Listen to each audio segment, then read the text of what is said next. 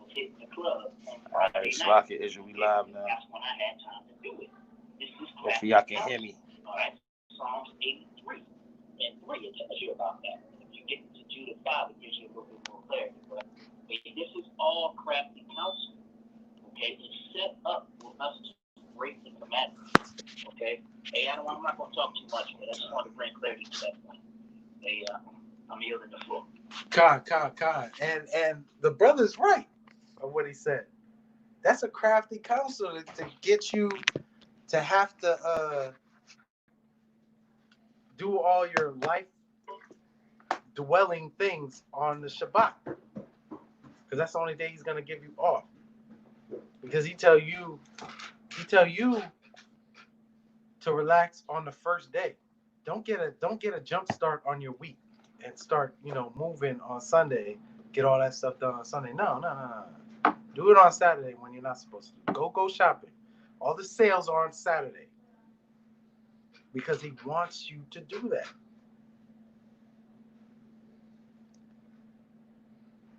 Shalakia, Shaqua, can you hear us? Kenny? Hey, if y'all can see us in the live on YouTube, just I don't know. Put a 7 in. They usually say put a 7. Put a 7. That's what the box He is. said, yeah, we here. Con. Can't even do it. Let's see. We'll do that slow down. Nah, flip. That's great. Just all praise.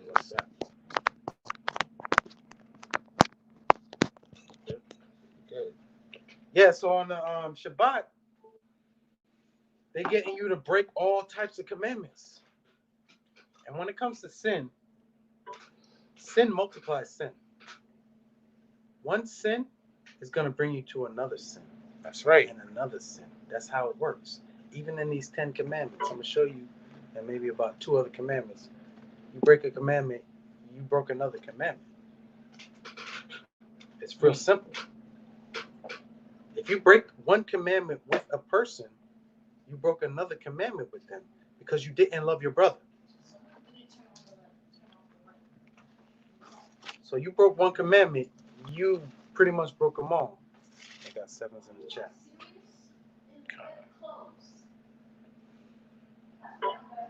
All right, I forgot where we're at. Read the scripture over where we're at. God, yeah, verse 9. Actually, 29. 6 days shalt thou labor and do all thy work. You got 6 days to do all your work, to get everything out the way. There's really no excuse. Like, a lot of the times, I'm going to be honest with y'all. All right. So, I should be teaching a whole lot more. That's why I say I'm talking about myself, too. I should be teaching a lot more. I work Monday, Thursday. I work like 10-hour, 12-hour shifts. And then my job's like an hour and 15 minutes away. So I find myself being kind of tired. But I only work 4 days a week. I use that as an excuse why I'm too tired to do this show on Friday. We make excuses for our sin.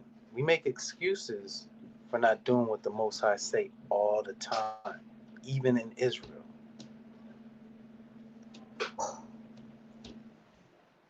Hey guys, what is the topic? Oh, I thought it was on there. It's not on there? It's the 10 Commandments and the hypocrisy of the Christian church. Sister Anita. That's the topic. Where was I? Oh, you're talking about my work schedule. Yeah, kind of.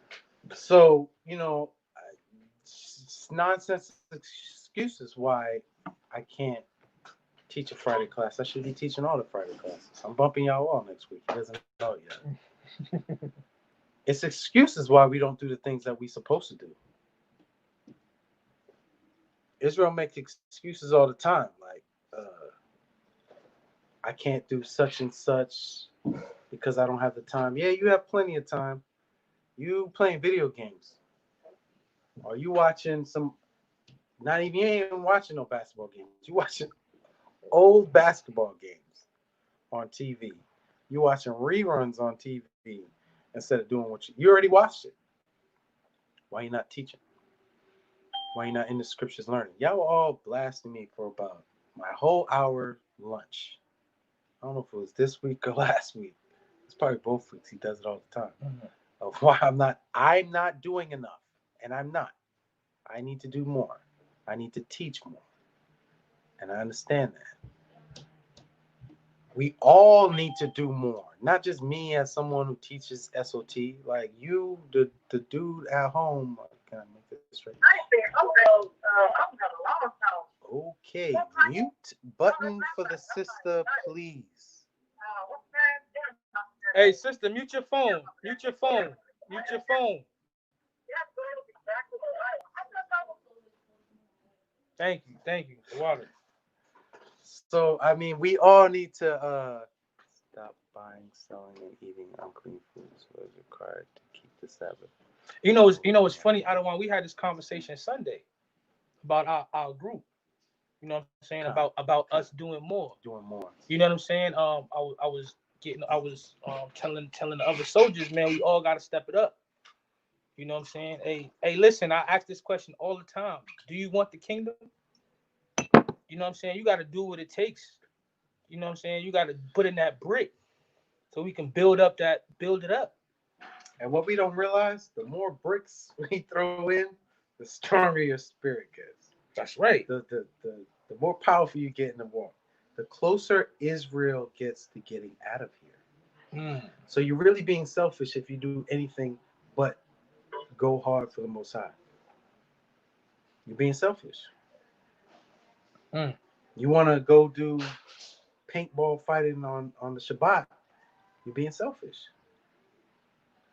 Are you trying to get in line with us, or are you trying to be in a lake of fire? Like, which one is it? Or are you just trying to hold us up?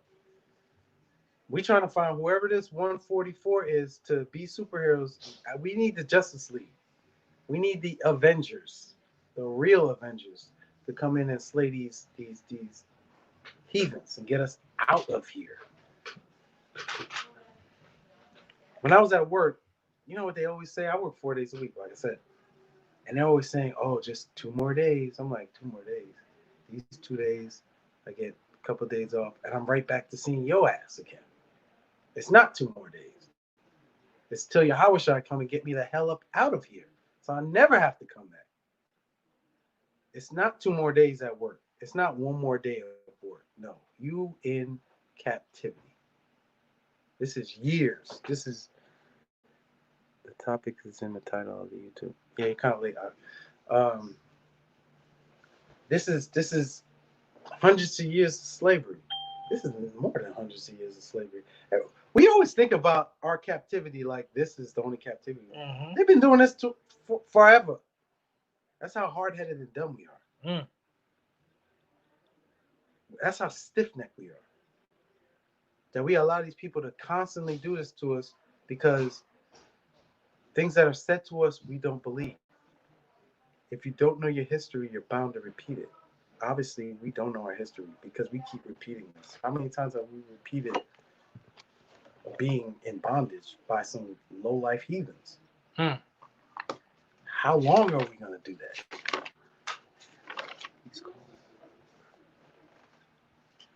How long are we going to do that? How long are we going to love simplicity? How long? For me, this is irritating. It's irritating to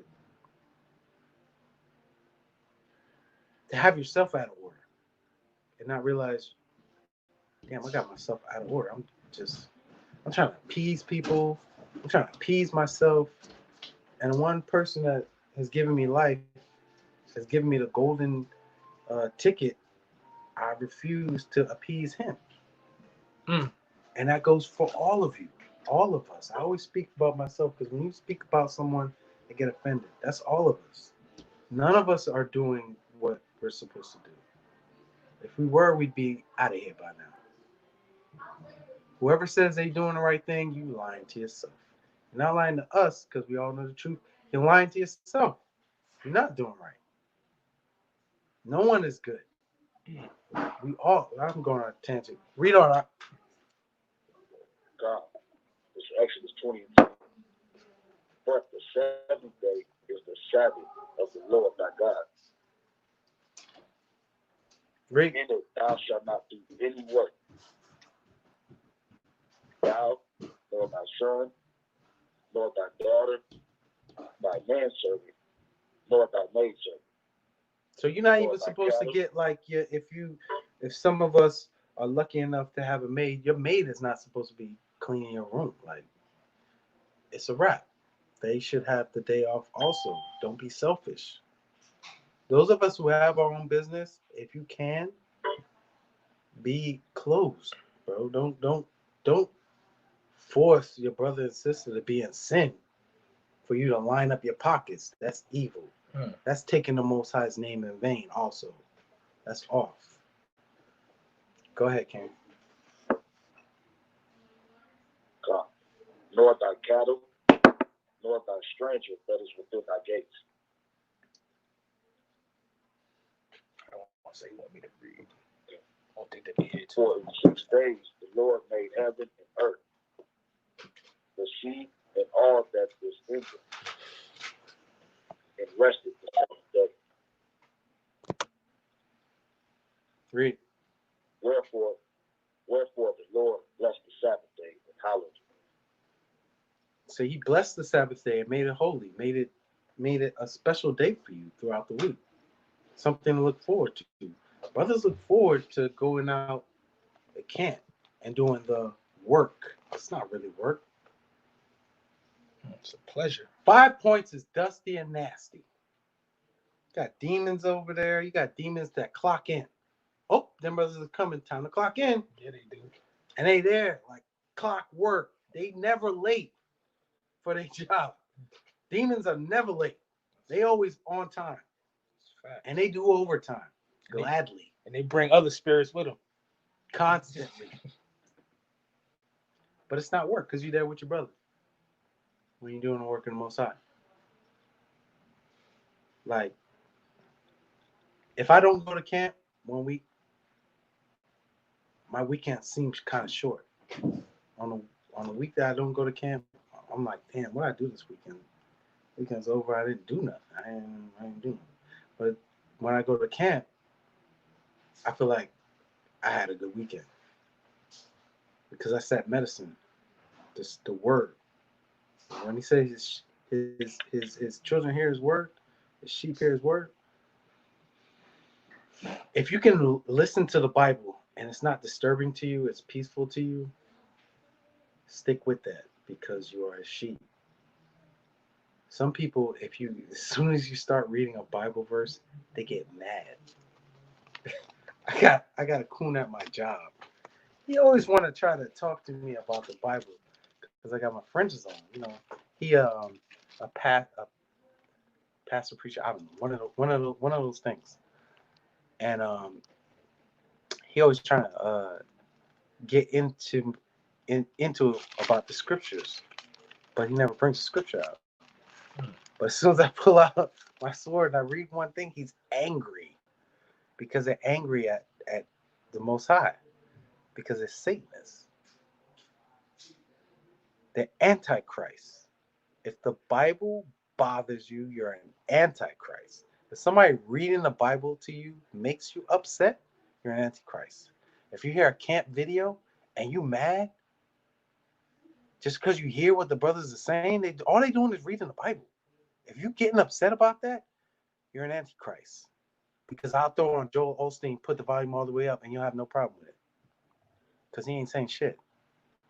But give me some money. He not giving you no kind of path to any kind of salvation.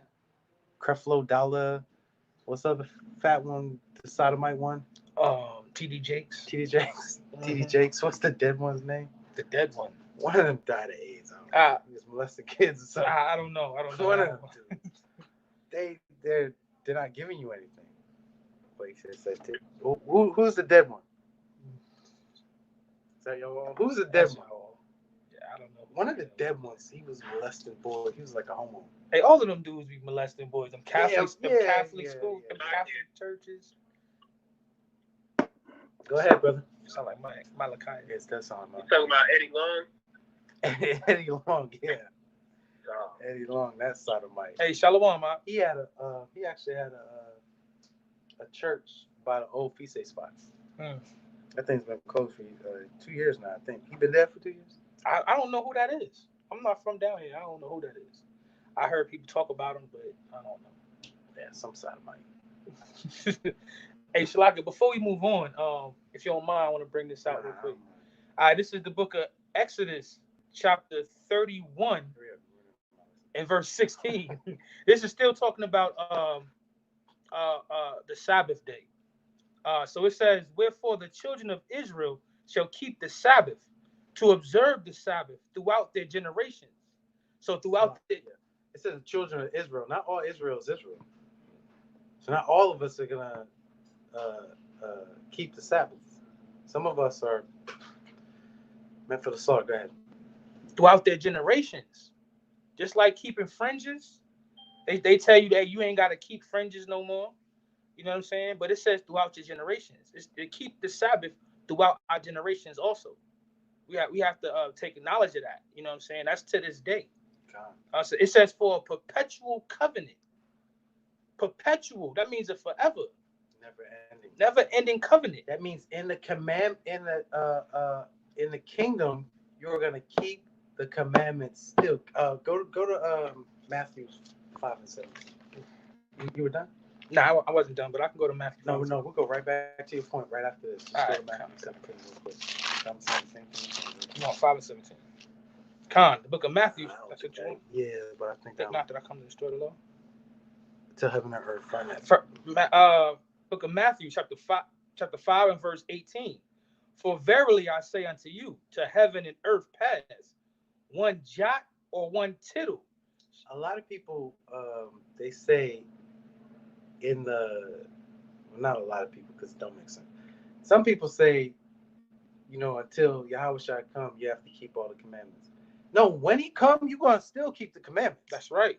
You're going to keep the commandments until the commandments say the commandments. Like, it never stops. It said, read it again. For verily I say unto you, till heaven and earth pass. Till heaven and earth pass. So while this planet is still here, the kingdom is going to be here on earth. So in the kingdom, you're going to keep the commandments forever. If you're tired of keeping the commandments, the Most High is going to be tired of you. That's right. You can go back to what you were reading. Hey, going back to Exodus 31 and 16. I'm going to start back from the top of 16. It says, wherefore the children of Israel shall keep the Sabbath, to observe the Sabbath throughout their generations, for a perpetual covenant. Verse 17 says, it is a sign between me and the children of Israel forever. Forever. You're going to wear your fringes forever. You're going to keep the commandments forever, and they're not grievous. Keeping the commandments just means you love the person that you next to. I love Aharon, so I'm going to keep the commandments when it comes to him. That's how you love your brother. You keep the commandments.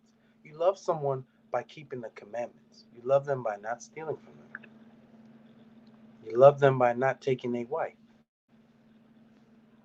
You love them by keeping the Sabbath day holy, not buying and selling to them, or having them do the same. Shalaka, you love them by correcting them. You love somebody by correcting them. Y'all all love me, correct me every day. It's annoying. Thanks for the love. Wow. You done with that? Yeah, I'm done with that. All right. Terry, where we at? I think I don't want to. You say you want me to read. Okay. Hold on, Terry. Hold on. I think I gotta read for the. Y'all all want him to read it. I gotta read for the YouTube now. Thwada though, brother. We was on verse 12, right? Hey, he's gonna finish reading for the YouTube, but Terry, if you have precepts, bring them out as soon as you have them. All right. I don't want you to think we're trying to get rid of you. Yeah, con. God, I don't want. All right, so this is the book of Exodus, chapter 20 and verse 12. It says, honor thy father and thy mother. We don't honor our parents. not in this society. You don't honor your daddy and mom. If you grew up in a household with your mom and no father, you look at your father as a deadbeat. If your mom is on a pole, you look at her as a whore. Like, we don't honor our parents. Your mother that worked every single day. My mom, I don't think I honor my mom. My mom worked every single day at some home for retards, right? She worked in a retard center. And she went to school to be a nurse. So she had to worry about these retards bullying her at night, come home, go to school, then come back home, cook for me, worry about my teacher getting on me, yo, your kid is a vandal. She had to deal with that all day long. All I had to do was respect her. Go to school. Respect her. Clean your room. Respect her. Be home when she got home instead of wherever the hell I was, taking our car at 13 years old, driving somewhere. Like, we don't respect our parents. Whoa. Oh, we don't need this. Like, we're not honoring our parents. You don't even keep the commandments with your parents, so you're not really showing them love. Everyone that you think you love, if you're not keeping the commandments with that person, you're not really showing them real love. You're not. Think about that. If you love someone, keep the commandments when it comes to that person. Whether they like it or not, show them that you love them by keeping the commandments when it comes to them. But, a little bit. Book of Exodus, chapter 20 and verse 12, and bring it back from the top. Honor thy father and thy mother, that thy days may be long upon the land, which the Lord thy God gives thee. I had a precept that I wanted to bring out. It's the book of Proverbs, chapter 20 and 20. I know y'all got precept on the line. Say Salakia. 20 and 20 says, whoso curseth his father or his mother, his lamp shall be put out in obscure darkness. Most High, take your candlestick out, blow your candlestick right on out, man. Your path to salvation, you won't be able to see. It make it dark for you, real dark, a real dark time for you. Hey, can you read that again? All right, Khan, the book of Proverbs 20. Exodus 20 and 12. Honor thy father and thy mother, that thy days may be long upon the land. Y'all want to live? If you want to live, honor your father and your mother, that your days will be long. Disrespect them, your days will be real short. That's right. Y'all all did he did a class on respecting your parents. A lot of us growing up, we didn't respect our parents. You brought your homeboy in. Me, I was off. My mom, after my father left, and she would go on a vacation all the time. Her and her sisters, they would go on a boat, or they would go to New York. Oh, you want to come to New York? Nah, I'm just here and do nothing. What am I doing? I'm throwing a party in the house. House party. Like back in the day. House party, real quick. Just plug it anywhere and point it towards me, please. Thank you, sweetheart. House party, real quick. Respecting my father? No. He had a print shop. He had a bunch of delivery cars. I'm driving any and every car. What? It's just fine. Just bring it as close as possible. Thank you. Don't. Yeah, that's good. Feel it? Yeah, I'll put it down. We good. We good. What was it? You was talking about your parents. Yeah. So my father, parties. he had a print shop on Lincoln Ave in South Beach. So he had a bunch of delivery cars. I would drive every single car. People would be like, "Oh, this little kid, he got so many cars." Like I was rich. No, I was just disrespecting my parents, doing whatever I wanted to do. Go down to South Beach on the night the print shop was closed on Sunday. Like trying to throw a party down in front of his shop. Like whatever kind of nonsense I could do, I did it. Because I didn't respect my parents. And that's what we do today. We're not respecting the ones that put food on your table. So when you don't respect your parents, what you think your kid's gonna do to you? Mm. You're gonna flat out disrespect you. And you're gonna be looking like, why he treating me like this? Because what you put in the earth is gonna come right back to you. That's what you put in the earth. Disrespect of parents. Mm. Go ahead. Precept. Finish with agree with that. Proverbs. Oh, Proverbs. Okay, con. Proverbs. No, that's where you were at. That's where I was at. Yeah, con. I had a couple of Proverbs. Proverbs 20:20, where I read a little while ago. It says, "Whoso curseth his father or his mother, his lamp shall be put out in obscure darkness."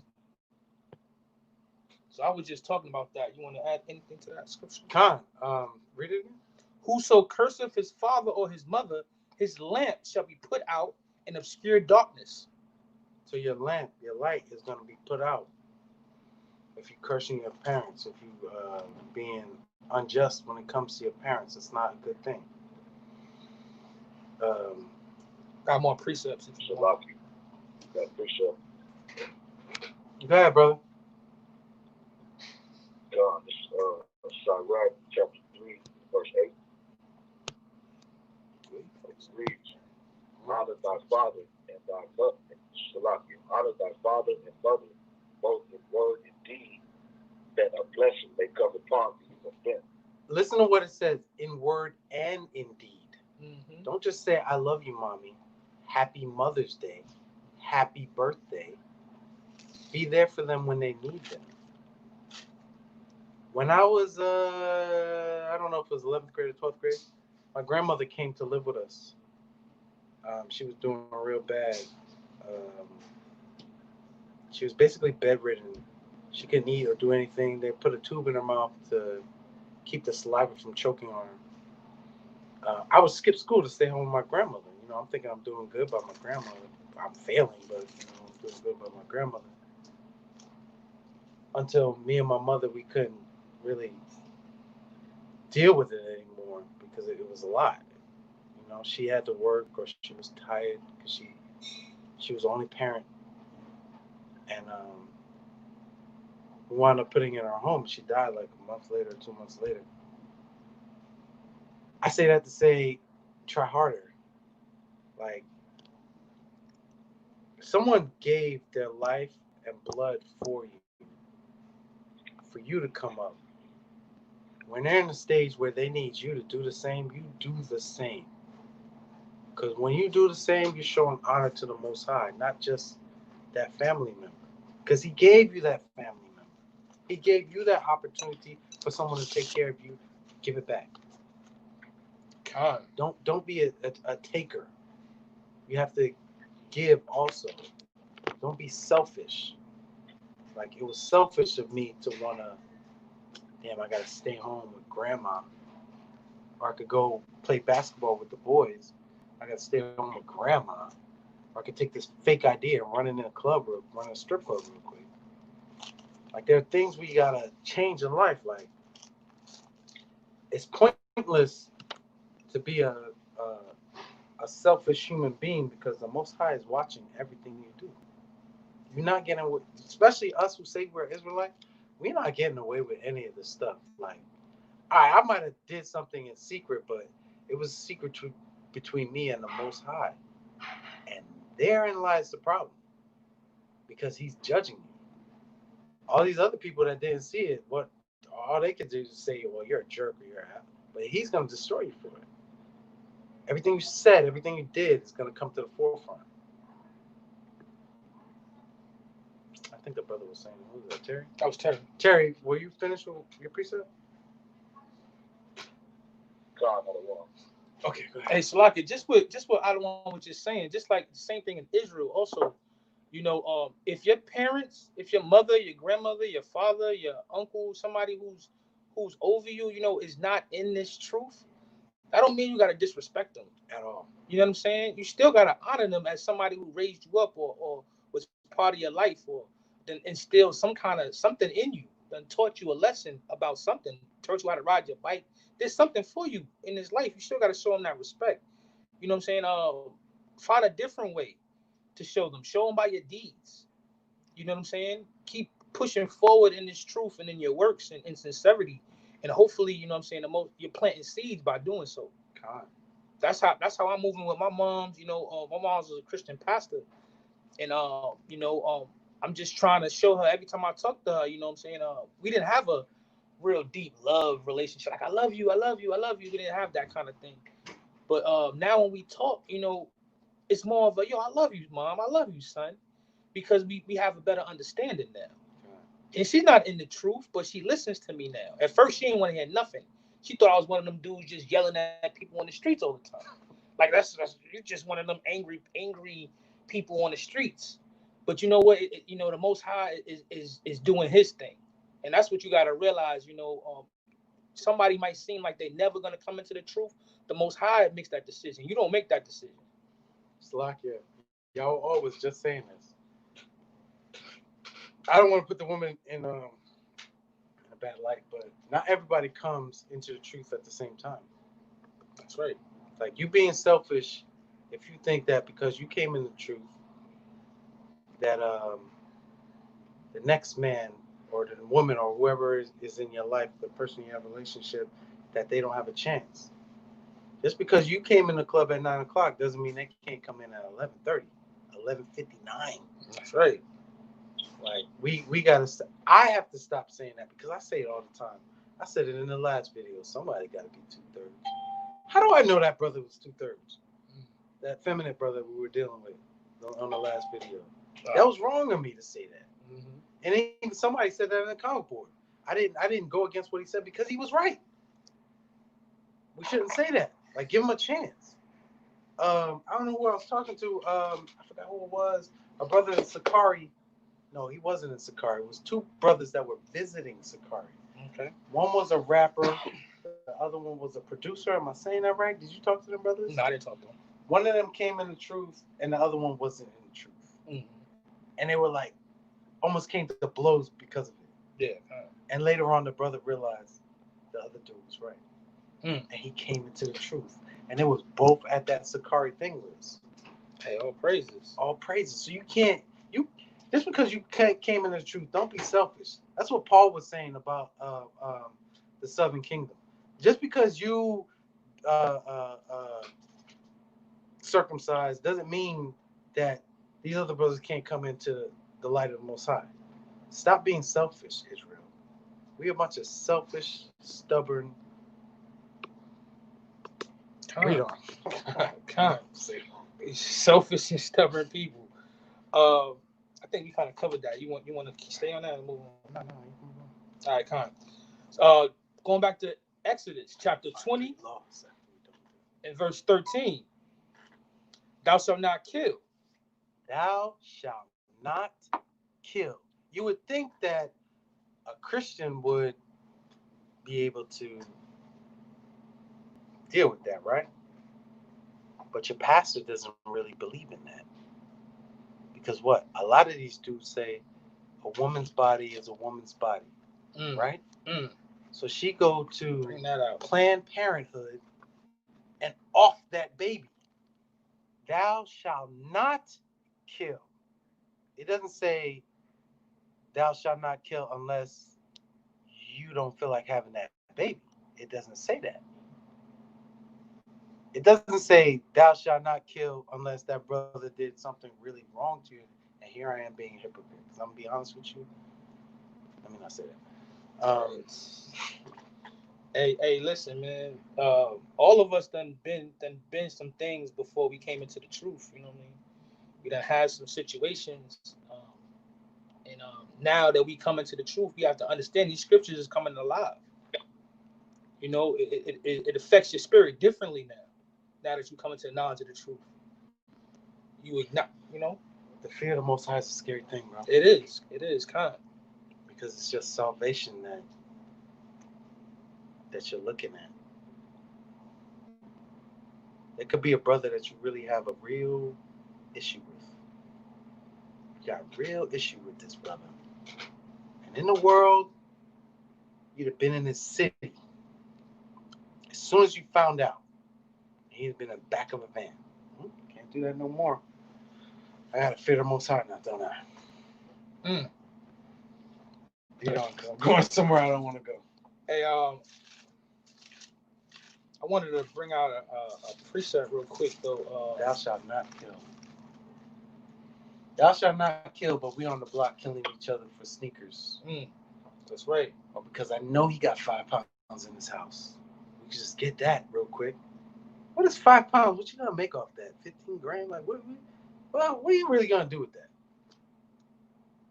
He got a brick. I could get that brick. He got some nice rims.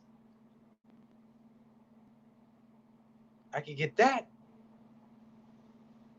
Go ahead. Book of Genesis, chapter 9 and verse 6. It says, "Whoso sheddeth man's blood, by man shall his blood be shed. For in the image of God made he man." That's why you have Bloods and Crips killing each other. It's perpetual. You know, it's an outstanding debt of death that 2/3 have to pay. Hey, You Shalaki, kill your brother kills you. Someone kills him. Someone kills him. Someone kills him. It goes on and on. Go ahead. Hey, Shalaki, we read this scripture a lot, but we don't really get into the end of it. It says, Revelations 13 and 9, it says, "If any man have an ear, let him hear." If any man have understanding, everyone has ears, but some people don't have ears to hear. So if you have an ear to hear, if you have some understanding, understand this. We should get on the first part a lot. He that leadeth into captivity shall go into captivity. But the second part is important too. He that killeth with the sword must be killed with the sword. It's not there's no choice in it. Read it again. It says, "He that killeth with the sword must be killed with the sword." It has to happen. He who kills with the sword must be killed with the sword. Right. Hey, we don't understand, man. Hey, Tawada to the Most High, Tawada to Yahushua for giving us this chance to repent for these things that we done did in our past. You know, some brothers then did some serious time. Some brothers never got caught for going through these things in their lives. You know what I'm saying? But with the grace of the Most High and the blood of Yahushua, we can sit there and repent from our sins and never turn back again. You know, we can come back on hands and knees in sincerity and in truth, man, and the Most High will accept you back. But you got to be real with it, though, man. Exodus chapter 20 and verse 14. "Thou shalt not commit adultery." Thou shalt not commit adultery. So, you know, in today's society, we have Mr. Steal Your Girl. And people look up to him. Mr. Steal Your Girl. So some dude, he gets off on stealing your girl. That's gay. Listen, anybody who wants to have sex with another man's wife is a faggot. You're a homo. And you're really thinking about that man. Because you could have went out and got any other woman. There are like 10 women to each man on this planet. But you went and got another man's woman because you're thinking about that man. You a goddamn faggot. That's what you are. You could have found another girl who looked exactly like her. But you choose to steal someone's woman because you're a faggot. So now what? You stole someone's girl, so you broke this commandment, and you're a thief as well, and you didn't love your brother. You got men in Israel doing this. Disgusting. And the Most High is going to destroy you. He's going to kill you. And I'll be glad when it happens. I wish I could do it myself. Hey, the book of Leviticus, chapter 20 and verse 10. "And the man that committeth adultery with another man's wife, read, even he that committeth adultery with his neighbor's wife, the adulterer and the adulteress shall surely be put to death. So what happens to you for doing this? You're gonna die. Con. You better find repentance, because you're gonna die. Con. It ain't no joke, man. That's not a joke at all. You demasculating a man when you take his woman. So the rage that's in that man is to kill you. And he's not wrong to want to kill you. How is he wrong? You stole from him. Give me what you need right now.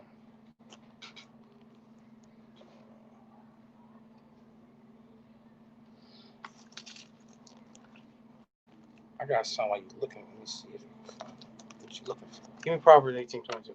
Con.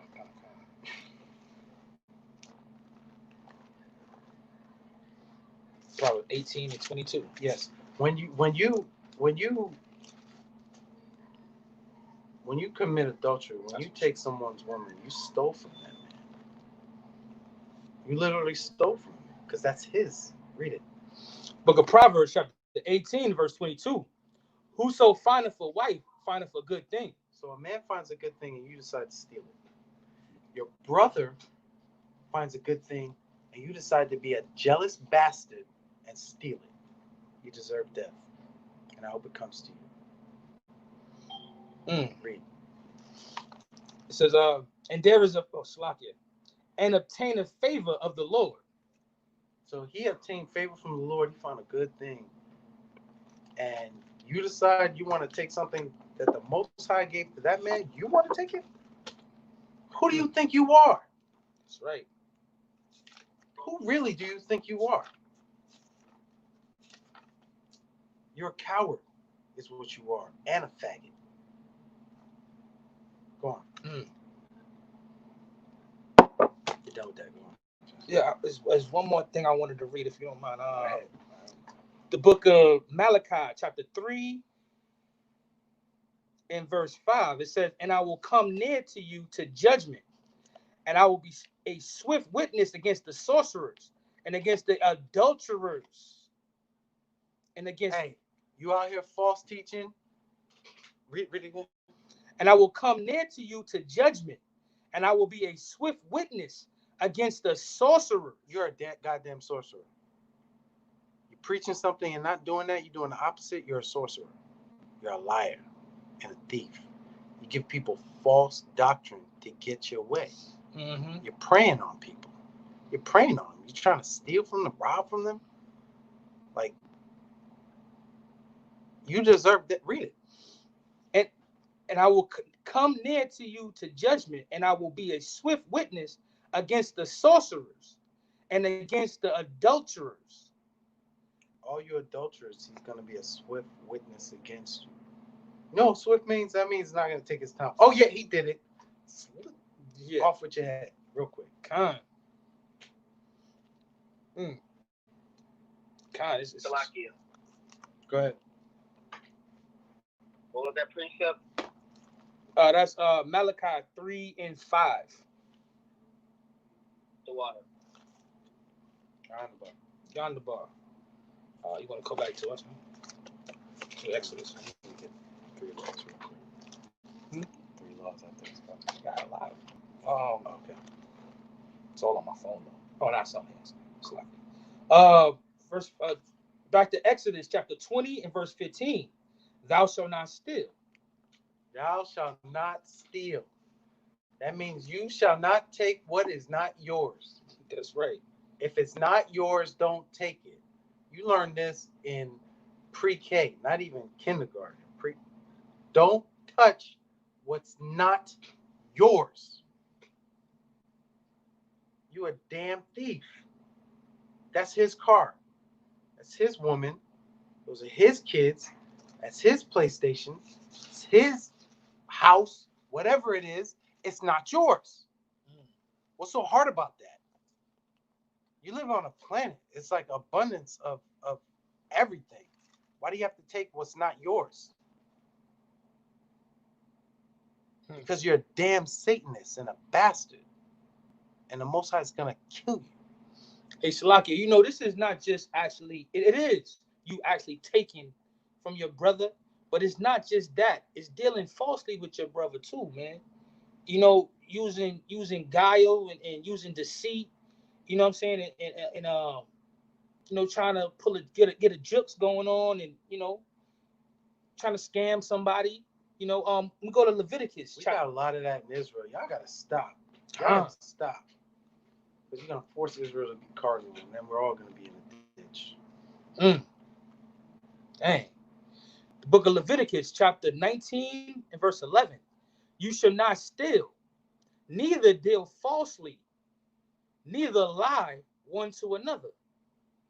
Dealing falsely and lying. A lot of brothers deal that. You deal falsely. If you don't really like me, just keep it 100, bro. Don't lie to me.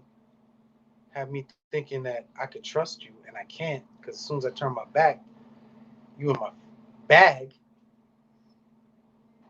or you in my flock. You know, we bringing up fruit, and you trying to take the fruit. Like, it's for the Most High. It's not even mine. Like, what are you doing? What's the point of it? Go ahead. We're going to jump down to Leviticus 19 and verse 13. Thou shalt not defraud thy neighbor, neither rob him. The wages of him that is hired shall not abide with thee all night until the morning. So I'm bringing this out, man. We got a habit of that too, like you just said, defrauding our brothers. You know, we're supposed to get paid every day when we do the work with one another. So, yeah, we're supposed to get paid every day when you do the work for somebody. You know, you're supposed to get paid that day. But Esau got you getting paid every week, every 2 weeks. I don't want to bring this out the other day. It's hard to get it right like that.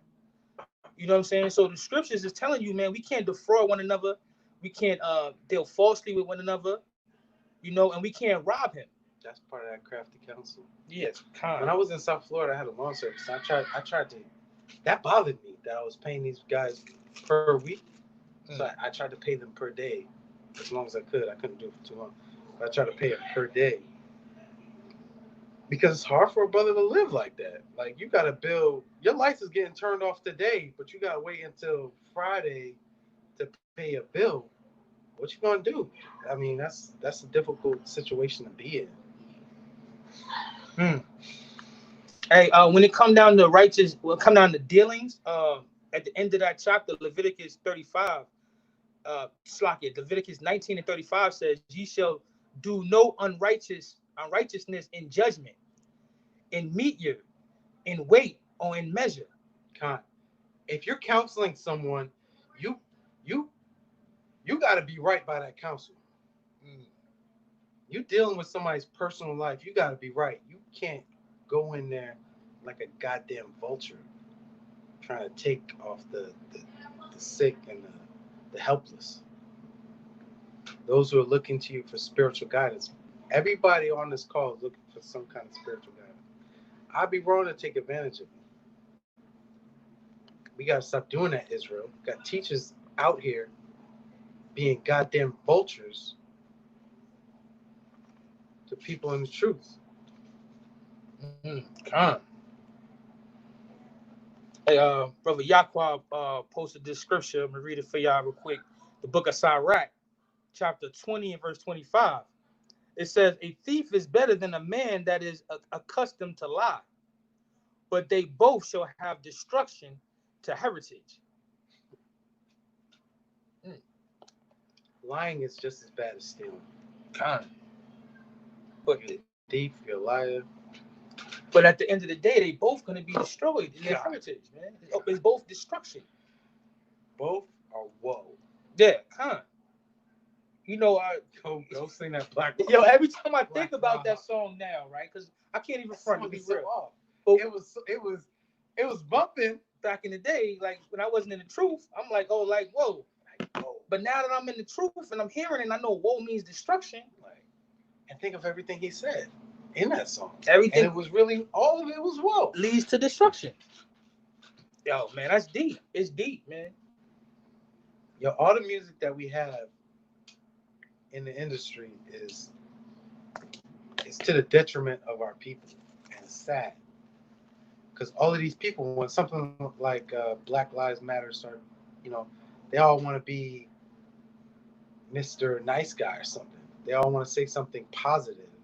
You're not saying nothing positive. You just told me in your rap song to kill somebody, take his money, and then have sex with his girl. Hey, look, the commandments we just went through, right? Like I don't want to just say, kill somebody, thou shalt not kill, in your songs. Have sex with a girl, committing adultery, in your songs. Still, I'm gonna run up in your spot and rob you, in your songs. The gold chains and the money, that's idolatry, in your songs. You know what I'm saying? Breaking the first commandment, money over everything. And in your song. We ain't even get to covetousness yet. You know what I'm saying? We ain't even getting to bearing false witness. It's all in the music. As bearing false witness. You gonna say whatever the judge tell you to say to get them 25 down to 10. You're gonna bear false witness real quick. That's the very next verse we going to too. The book of Exodus, chapter 20 and verse 16. Thou shalt not bear false witness against thy neighbor. Don't be a liar. Don't be out here trying to snitch on falsehood. Oh, I heard he does this, and this, and swear by it. Like, you don't know nothing. You're just saying that for clout. You're saying that. Not even for clout, just to bring him down so you can feel better. You're not supposed to bear false witness against your brother. You ain't supposed to do that. Or your sister. Don't bear false witness against your sister. Some of y'all out here doing some real wickedness and bearing false witness.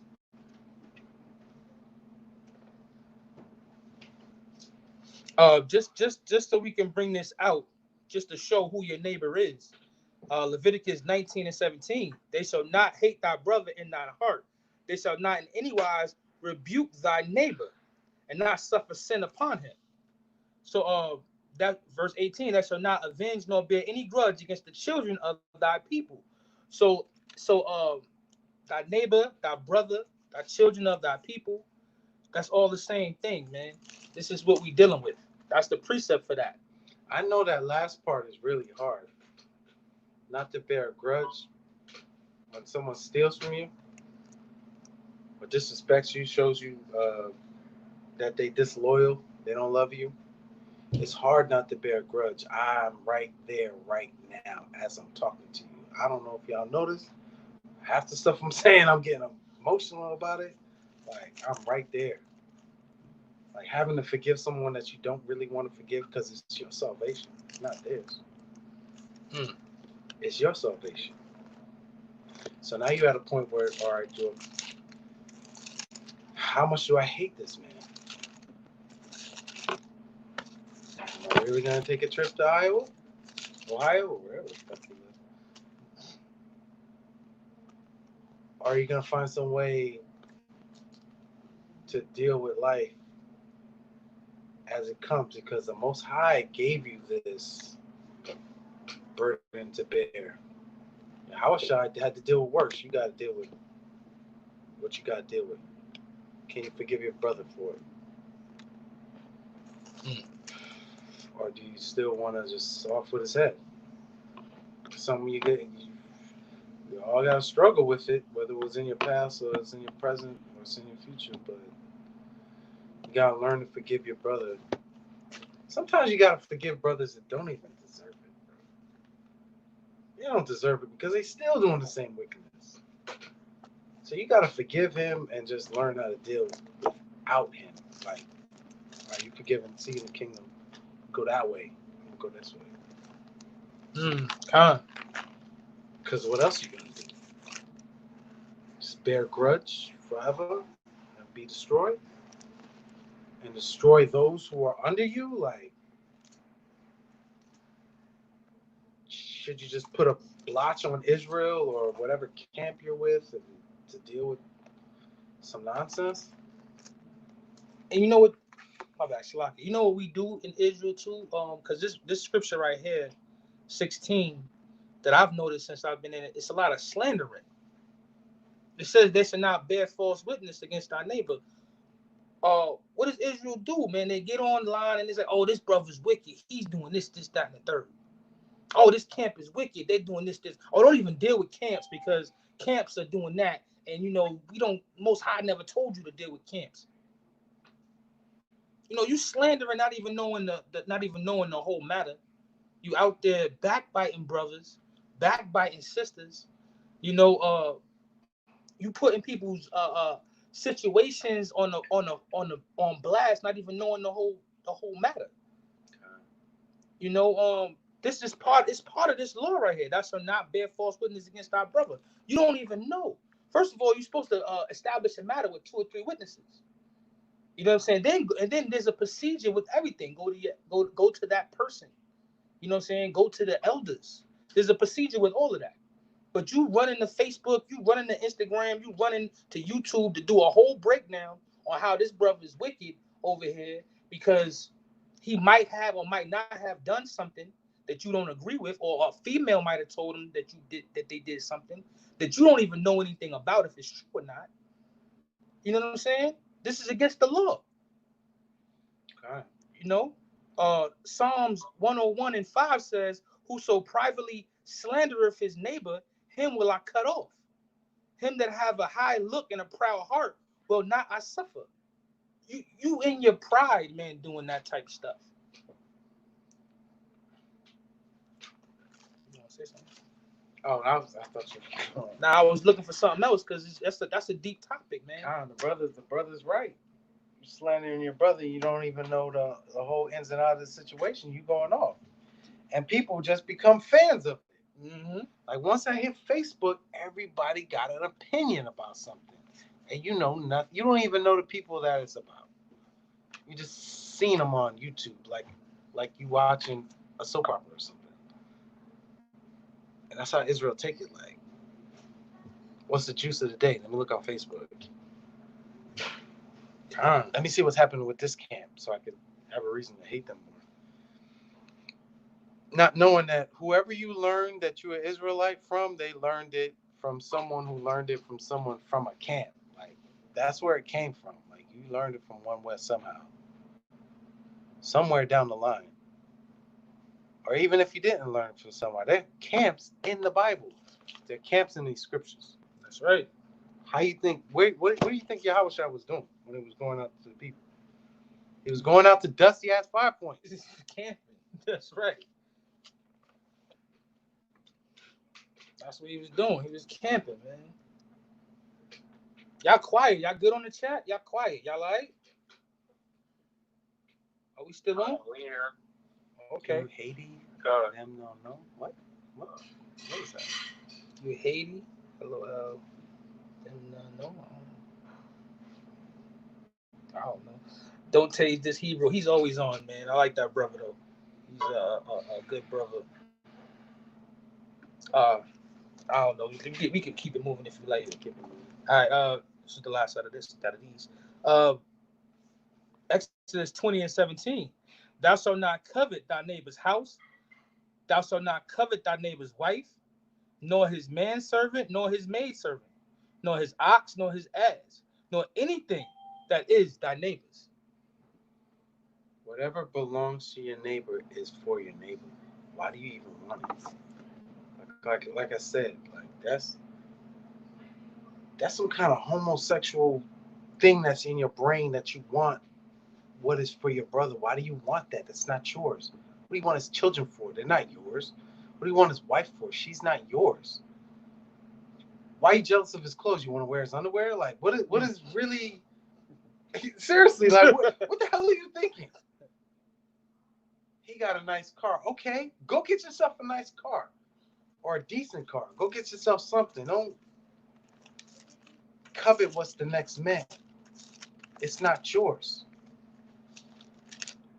You're a goddamn homosexual. I'm talking to you. Read. That was the last one, but precept. the book of Psalms, chapter 10, read verse 3. For the wicked boasteth of his heart's desire, and blesseth the covetous, whom the Lord abhorreth. So the wicked, it makes it okay. They boasting of this heart desires, and you start being covetous, and it's like it's okay to be covetous nowadays. It's okay to want what Esau has. God. It's okay to want what our oppressors have, what the coons have, because these rappers, these entertainers, these so-called idols that we just brought out earlier, these idols in our own community, have become coons. They become our leaders who led us astray in the past. Slakio. They teach you to be covetous. You ever heard of the Mad Rapper? Yeah, come on. Jealous as hell. I remember that. I found it so funny when he first came out, the Mad Rapper. That was cool. That was funny skits or whatever. But that ideology, that mindset is in Israel. Like, you jealous of the next man, of whatever he has. Like, I like his jewels and his sneakers. I'm gonna rob him and take that. I'm gonna put my sweaty feet into his sweaty shoe. Why? You're weird. I want your jacket. They used to go for the 8-ball jackets back in the day. Like, we old, man. We talking back in the day. They used to take the socks off, take everything off. They left you in your boxer shorts and told you to walk home. Yeah, kind. Like, what kind of homosexual? It's like, come on, bro. Anything you're doing to your brother, you're a homosexual to me. Hey, what is the reasoning, Israel? So you see the hypocrisy of the Christian church. Not one of these 10 commandments they go by, believe in. Like, oh, okay, you want to give them some laws? All right. Well, since y'all were all decided to get on me for the last 3 weeks, tell me to teach me. We got plenty of time. My classes are short. I'm not like y'all going till 4:30 in the morning. Nah, we ain't gonna do that. I'll be off work and y'all still teaching. I'll be off work at 4:30. So when y'all see me teach from now on, since I am a Levite, I'm supposed to give y'all some laws, so I'm gonna give y'all a law every time that we that I come on. You gonna read that, Leviticus? What you want to go to? It's right there, so we just start with that. Where is that? You was just talking about people covetousness, and you want to be that person. That's a like a trait of a sodomite. Bring it out. You know what I'm saying? And I think that's what we should go to. Let's go to Leviticus chapter 18 and verse 22. It says, "Thou shalt not lie with mankind as with womankind. It is abomination." It's an abominable mindset to want to be with another man. It's abominable. Like, there's nothing a man has that you should want. The Most High gave you a treasure when he gave you a woman. That's right. What was Proverbs 18 and 22? Yeah, that was 18 and 22. 18, 22? That's what you call it. He that findeth a wife findeth a good thing. That's right. Did it say he that findeth a man? Nah, ain't no scriptures like that. What's the scripture after that? It don't say that? Nah, it don't say that. So where you get that nonsense from? Because it's cool on TV? Because it's popular?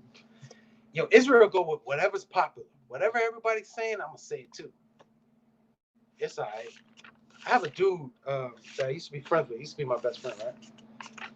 One day this dude told me that he had a gay friend. You're gay. How you have a gay friend? What y'all have in common? Let me tell you something. I like to play basketball. I read comic books. I'm a nerd type, into that kind of stuff. I like to cook. I'm into my kids. I have certain things that I'm into. A sodomite could be into all of those same things. We have nothing in common because he's a sodomite. A sodomite is not your friend. Like you can't say you straight, you got a wife and kids and say, I don't have no problem with these sodomites. Yes, you do. And if you don't, your son's gonna be a sodomite. You better get off that real quick. To bring that back to these Mrs. Steve girl dudes, you a damn sodomite too. You a damn sodomite. Because, like I said, there's 10 women to every man on this planet. Now, on this planet, half these dudes are homos, so there's more women to every man. But you got to get the woman that belongs to somebody. So I go within her. She absorbs my essence. Is that what you really after? Because you went after my woman and not your own. You could have got your own woman, but you went after another man's woman. You're sodomite. Read on. God, I got it's another precept. It's the precept for that. Leviticus 20:13. If a man also lie with mankind as he lied with women, both of them have committed an abomination. No, the giver did. Both of them have committed an abomination. The receiver? Both of them have committed an abomination. Both of you faggots. You can't be in prison talking about, well, I didn't take it, I just gave it. You're a faggot. Mm-hmm. They shall surely be put to death. Death is what you're going to receive. For all your hard work and sweat. Oh, no. It's off with your head, bro. Give me Deuteronomy 23:17. Oh, Deuteronomy. Con. Book of Deuteronomy, chapter 22, 23. That's 23? 22. 23:17. 23 and 17. There should be no whore of the daughter of Israel. No, there won't be any whores to the daughter of Israel. You're not going to jump from rod to rod and think that it's all good with the Most High. No, it's not. You're a whore. And us whoremongers out here perpetuating this, you're causing the daughters of Israel to be whores. So you're killing them. So you're committing murder. Because you're destroying their salvation and your own. Read on. Nor a sodomite of the sons of Israel. So all you sodomites, you're not coming into the Most High's kingdom. Not today, not tomorrow, not yesterday. It's not going to happen. Go find the white preacher to tell you that you can make it into the kingdom, because you can't. We ain't going to say it to you. You want to read that? Isaiah 3:9 says, the show of their countenance does witness against them, and they declare their sin as Sodom. They hide it not. Whoa. All of these people are out here saying it's Pride March Day. Mm-hmm. I'm going to just be a blatant sodomite in the street. I'm going to go to Black Lives Matter and start twerking for freedom. Twerk for freedom, Black Lives Matter. Now, these people are a goddamn joke. Black Lives Matter is a gay organization. Any of you people out there saying Black Lives Matter, I don't know what else to call you but a sodomite, because you, like, lions gather with lions. Like, a sheep is gonna be with sheep, not with a wolf. A sodomite's gonna be with a sodomite. So you with these sodomite movements, you got a sodomite spirit. I don't know what to tell you. Change your ways.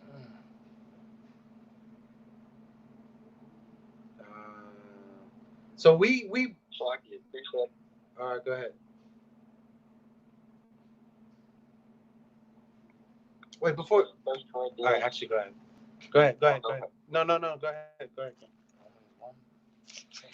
Corinthians 6:9 says, "Know ye not that the unrighteous shall not inherit the kingdom of God? Ye have received neither fornicators, nor idolaters, nor adulterers, nor effeminate." I'm Salaki. Bring it out again. It's 1 Corinthians 6:9. Read. You read, Know ye not that the unrighteous shall not inherit the kingdom of God? The unrighteous is not going to enter the kingdom of the Most High. It's not going to happen. Like, he doesn't want you. He's just going to say, I never knew you. Like, righteousness is keeping the law, statutes, and commandments to the best of your ability as what we could do on this earth in this captivity that we live in. Righteousness is not doing what you want to do. It's doing what the Most High says. Go ahead, King. Hey, Salakia, is that Kenneth? Hey, Salakia, Kenneth, let me read that for you, so that people on YouTube can hear it. All right, 1 Corinthians 6:9. Know ye not that the unrighteous shall not inherit the kingdom of God? Be not deceived, neither fornicators, nor idolaters, nor adulterers. Read it again. Nor read that part. Be not deceived, neither fornicators. Fornicators, you're not getting in. Nor idolaters. You people that are into idolatry saying that this man is Yahweh Shai, walk away from that. Right. Nor adulterers. Nor adulterers. Read. Nor effeminate. Nor effeminates. All you sodomites are effeminate. You're an effeminate man if you can't come to another man with your ought. You're effeminate. What are you scared of him for? What is he going to do to you? You're effeminate. You can't come to another man and deal with whatever issues that you got. That's You're right. effeminate. And that's Slakia. That's being practical too, because every time we know that the sodomites is having that effeminate spirit, but some of the brothers who are actually not sodomites have an effeminate spirit. You know, you take up the a lot of us have single mothers, you know, and women all around us. Sometimes brothers take that spirit onto themselves and they move with that. They might not be a sodomite, but you're effeminate if you can't speak up, if you can't talk, if you can't handle and discuss things like a man. You're effeminate. If you can't accept correction, but accept you wanna get in your emotions and your feelings, you have become effeminate. We have to understand that, man. You don't gotta sleep with a man to be effeminate. Finishing out that, you got something else you want to say about that? Are we still saying on? Let me finish up this verse. Nor abusers of themselves with mankind. Yo, you're an abuser of yourself with mankind if you're a sodomite. You're abusing yourself. Like, your body wasn't made for that. And if you think it is, you're a retard. To be a homosexual is actually you're retarded. That's the only way you can really look at it. Your brain is telling your body to do something that it can't do. It's not meant to do. So you're retarded. The practicality behind this is men and women produce. The Most High said, multiply. You cannot multiply man to man, woman to woman. There's no multiplication in that. That's right. It goes nowhere. You go down you turn into a neighborhood and it says no outlet. Turn around.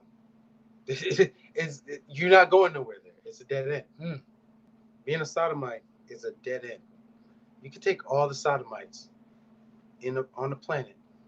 Let them choose whatever land that they have, the most abundant land, and they can go there and they're going to die out. Because they're not producing anything. As much as homos get mad at you, they need you to survive. You cannot continue on unless I create something for you to continue on. And I'd be damned if I create one of you motherfuckers. Hey, you know, Slakia, that's a real selfish act, man. It's a selfish act being a homo, being sodomite. You don't care about your people. growing our race, you know what I'm saying, letting us grow as a people. You don't care about that. You know what I'm saying? It's a real selfish act. You could think about it like that, and that's practical. Like what Adawan was just saying. How are you supposed to reproduce? How are you supposed to multiply being a homosexual? Men and women.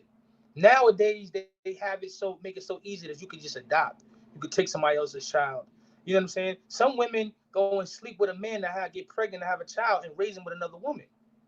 Like, where is it that the man's influence on that child's life? A lot of times they don't even allow that man in their lives. Yo, I got a dyke that work at my job, right?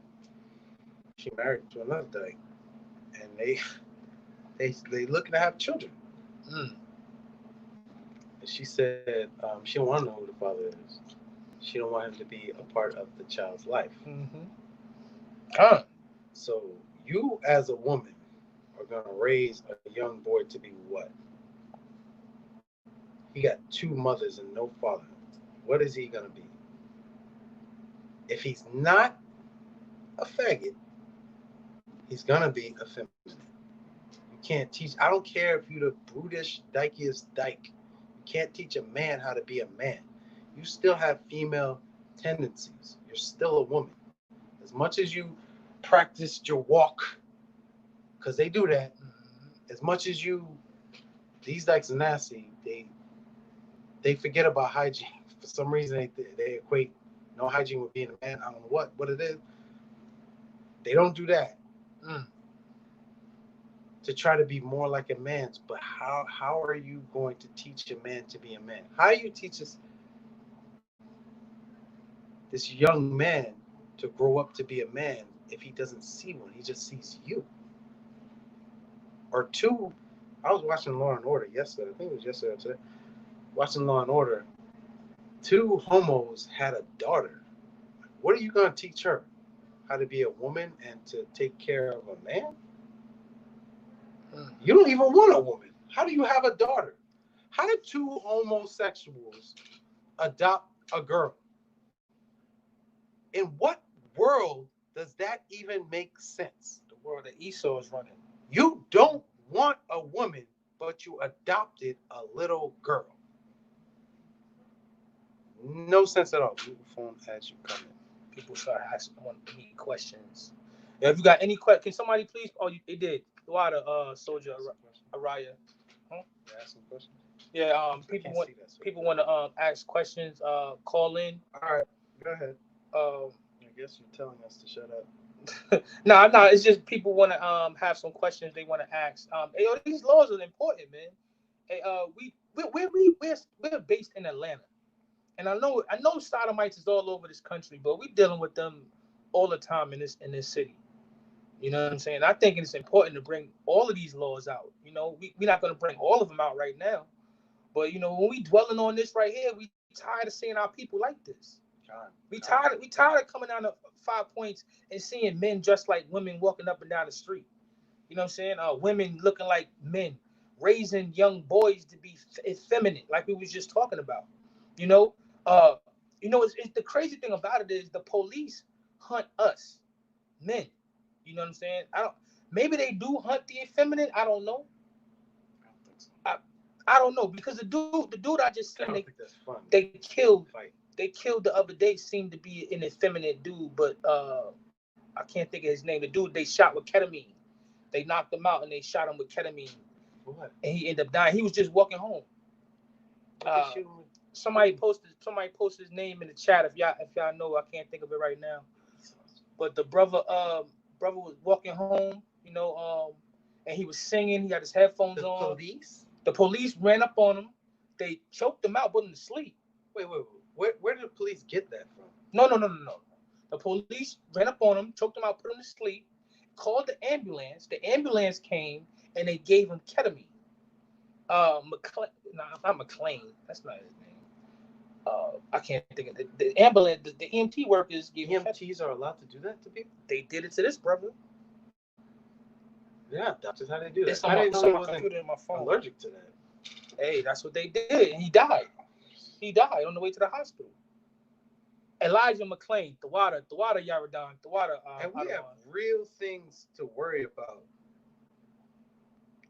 as Israelites. And it makes no sense that we have to be against each other and still have to deal with this nonsense. Let me give you just some practicality about Deuteronomy 23 and 17. There shall be no whores of the daughters of Israel. You're lucky enough to get a virgin. She's going to be loyal to you. She has sex with another man, should be less loyal to that man. R1, R1, R1. So you're just turning these women into like ruthless thugs when you're passing them around like that. Also, you're passing around disease. So you're infecting the nation when you do that. When you're turning these women into whores. You're destroying their chance of salvation because a woman like that is kind of hard to reach. Most sides dealing with it, it is what it is. But women like that are kind of hard to reach. You see them walk by the club, by the camp, like that one that was a hooker that came out and was talking to Eliab. Like, these people are really hard to reach because they've been ran through so much, and all they know is that they're a tool. That's what she make as much money as I can. Cardi B, whatever, but she's a tool. She has no kind of pride in herself. And then you'll have someone like Cardi B. Cardi B is a whore of Israel. Somebody says that she's not Israel, but whatever. She's, even if she's not, she's teaching Israel to be whores. So you got the little girl twerking on TV, the mother saying, "Oh, that's so cute," or the little girl singing the rap song about being a whore, and the mother saying, "Oh, that's so cute." Father come around, "What the fuck you say?" And the mom, why are you doing that? Why are you doing that? Why you how come she can't dance? How come she can't twerk? Fun. It loves to say that. Fun. You want to be holier than thou. I want to be holy enough to get into the kingdom. That's what I want to be. I'm going to be holy enough not to be the next victim of Esau. That's right. A lot of these brothers fall victim to Esau because they're going off in their life. Let's be honest. If you look at the backstory of a lot of these brothers, they were doing something wicked. That the last dude that got choked out, wasn't he like a porn star or something? Yeah, I've heard that. I've heard that he was. No, he has credits, so he was a porn star. Type him up, and you see you're a porn star. Some of these people are going off, and the Most High is going to judge you. So it is what it is. Some people in Israel, you're teaching off. The Most High puts you to death. It is what it is. The Most High did that. Don't be the next one. Learn from what happened to this brother and don't be that brother. Are they asking questions in the chat? Now, you ready though? Or you got more? I'm ready. Hey, so you gonna go actually ready for answer questions? Yeah, what's the question? Oh yeah, so Can't see, bro. my bad. No, we dealing with the call. So is there anybody on the call that got questions? First about the lesson, about the laws that we brought out, about what we was talking about, about the conversation we have. Anybody on the call have a question about those matters first?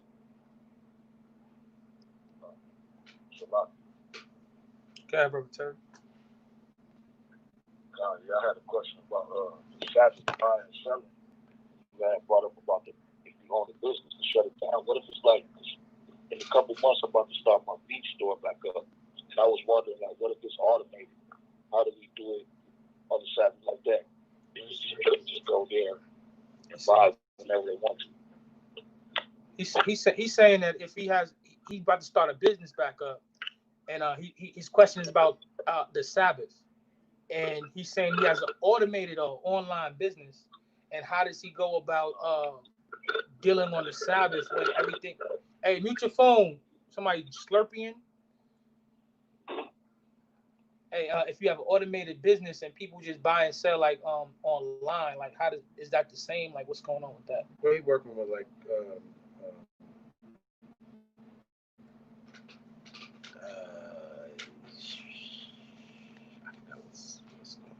you working with Amazon or something? Hey, you working with Amazon? What you doing, bro? Let the people know till they shop with you. What you doing? So I can answer you. Hey, Terry. Terry. You might have got kicked. God, my fault. I had it muted. Yeah, it's just like a beat store where you just buy a little app thing and you put your music on there. Beats? Advertising, whoever wants, go there. Just you said beats, like you selling music? God.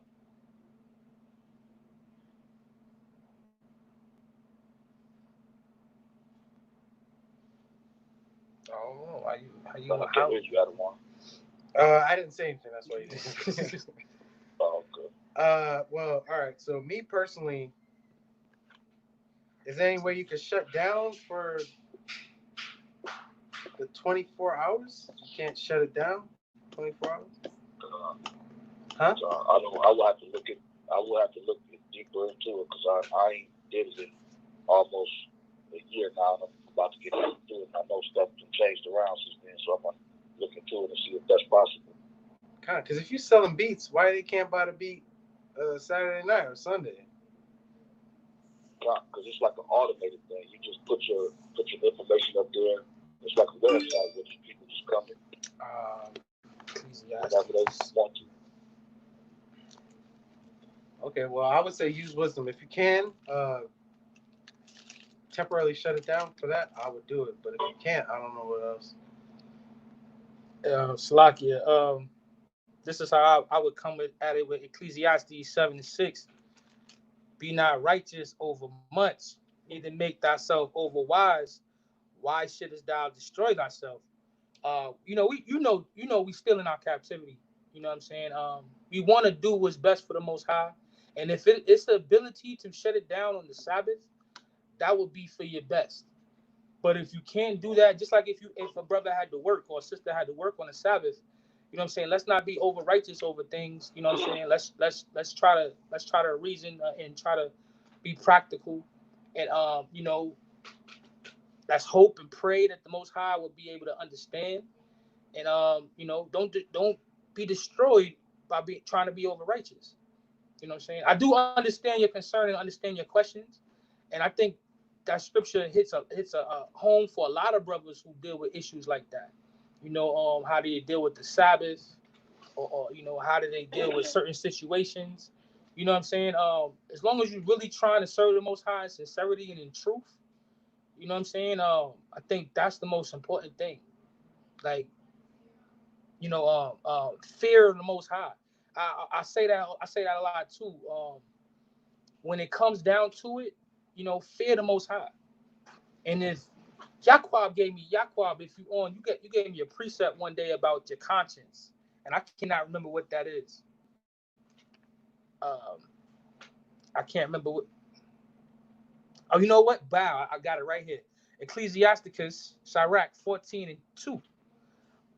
Blessed is he whose conscience has not condemned him, and who is not fallen from his hope in the Lord. So, when you fearing the Most High, and your conscience is not condemning you in a situation like that, you stay prayed up, man. Stay hopeful that the Most High, you know, still shine His light upon you. Did that help you, bro? The water. That's because I know if I get my own website, then I'll be able to control it. But when you're working with somebody else's platform, you might can't shut it off or do something like that. But I understand exactly what y'all talking about in the scriptures. Yeah, con. Any other question? We gonna make that a documentary. I'm sorry, I'm going on. Any other questions in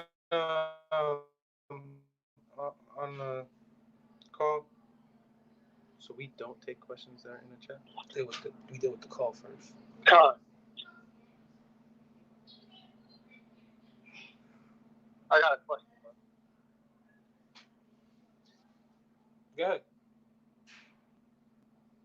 Is it true that when a loved one or someone dies, you only have 7 days to mourn? He said, is it true when a loved one or someone dies that you only have 7 days to mourn? It depends. Sometimes you gotta let the dead bury the dead. Oh, hold on. Okay.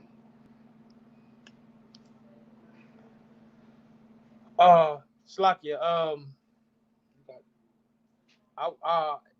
it's true in certain instances, in other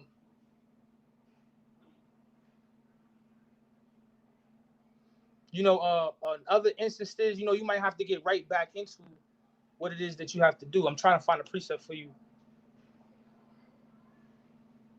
And I did a lesson on this not too long ago on dealing with death. Because that's a very good question. That's a very good question, brother. I don't think there's a real appropriate time to mourn. You could, if you lost somebody years ago, you still kind of mourning it. I mean, I'm pretty sure you're not happy that they passed. Give me numbers 20 and 29. Numbers what? 20 and 29.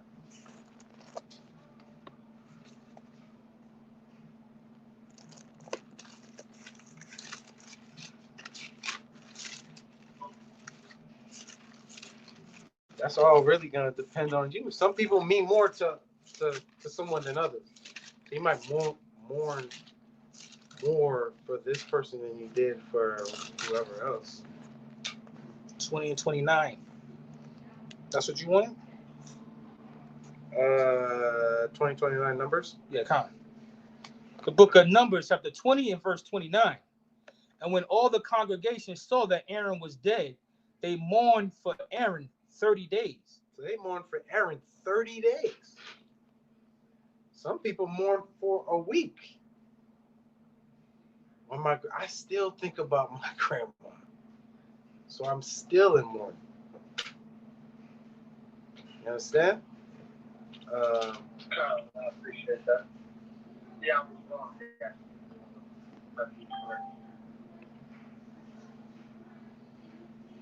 Give me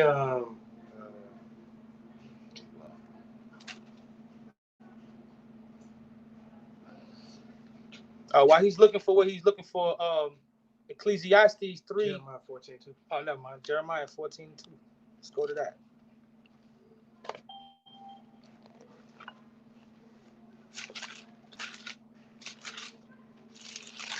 Book of Jeremiah, chapter 14 and verse 2.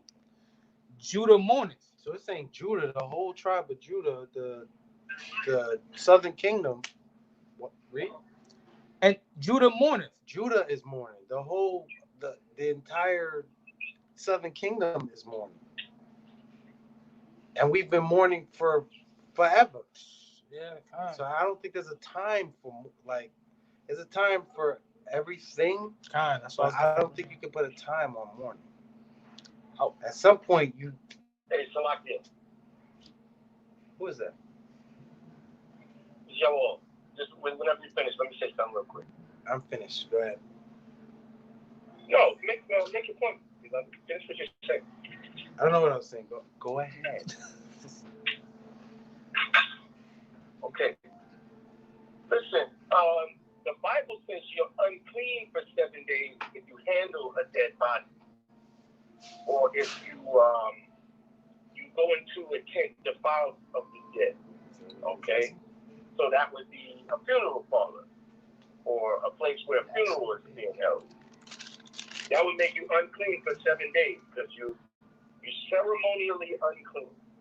Everybody can hear me? Con. You're ceremonially unclean. But as far as the mourning period, the Bible encourages mourning. When you go into the Apocrypha, it says, when you see those that are sad and weeping and mourning, make yourself as one of them. God. Okay? When we look at Joseph, when we look at Jacob, when we look at Moses, these men were mourned for many days. Okay? So, no, it is not a 7-day mourning period. The 7 comes from the understanding that when a person dies, if you deal with them or touch them or come into contact, you are ceremonially unclean for 7 days. Everybody understand? Con. All right. That's all I want to say. Water. Okay, Con.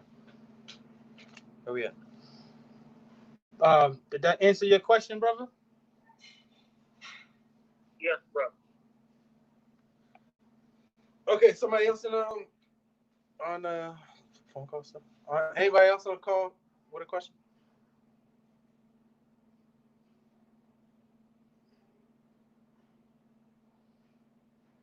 I seen some people on the chat had questions. Anybody in the chat with a question? They didn't call in. Anybody called in had a question? There was a sister that looked like she had a question. Casey. Casey Lane, were you able to get on the call or no? Somebody's saying something. What you saying, brother? Right. I can't hear you. Israel. Oh, Israel.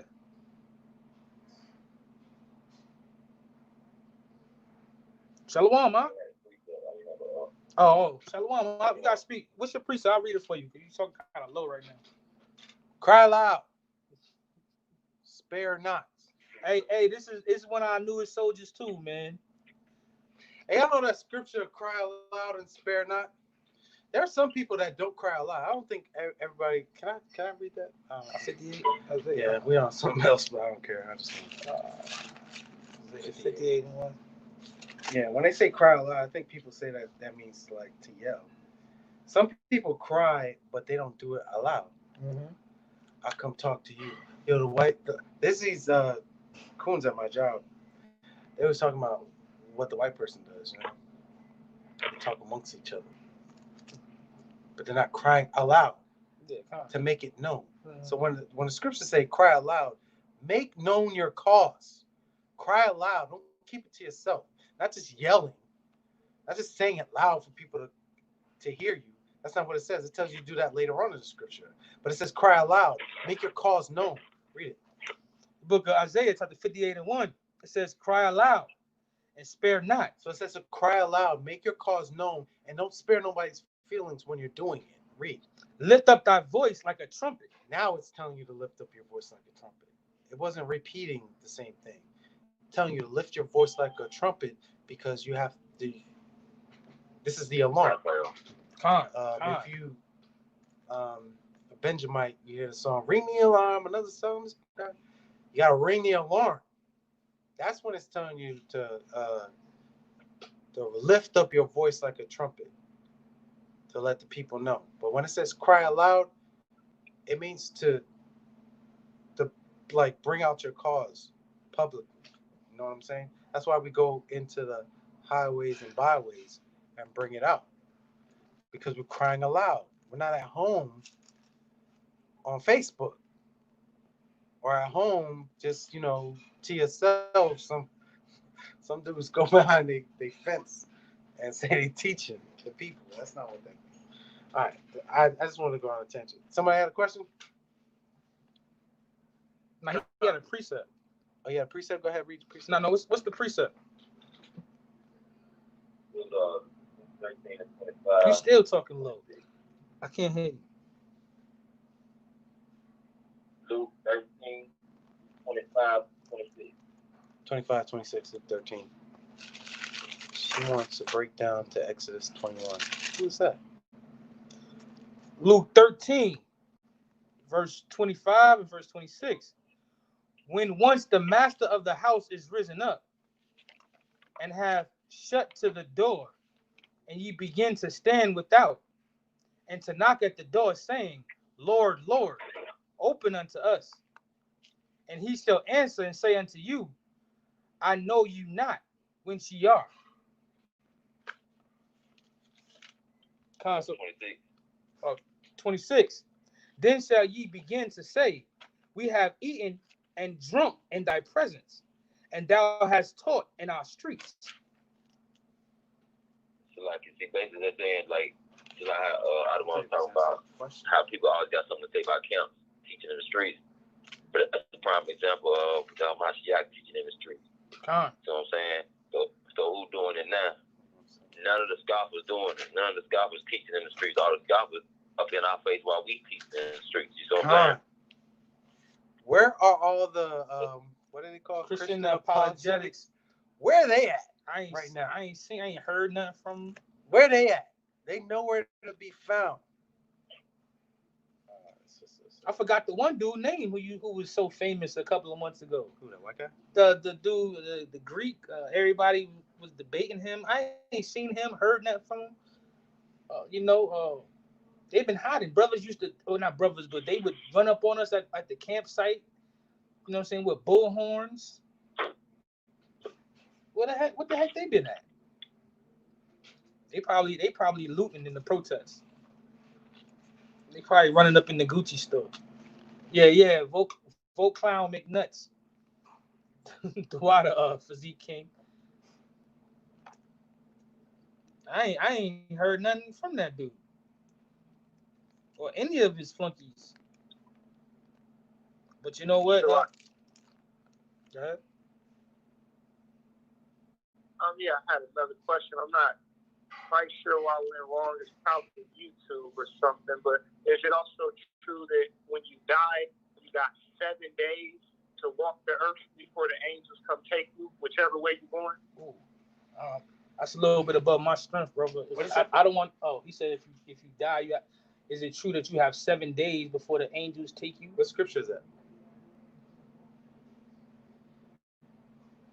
I heard that on some YouTube, something. I don't know if it's true though.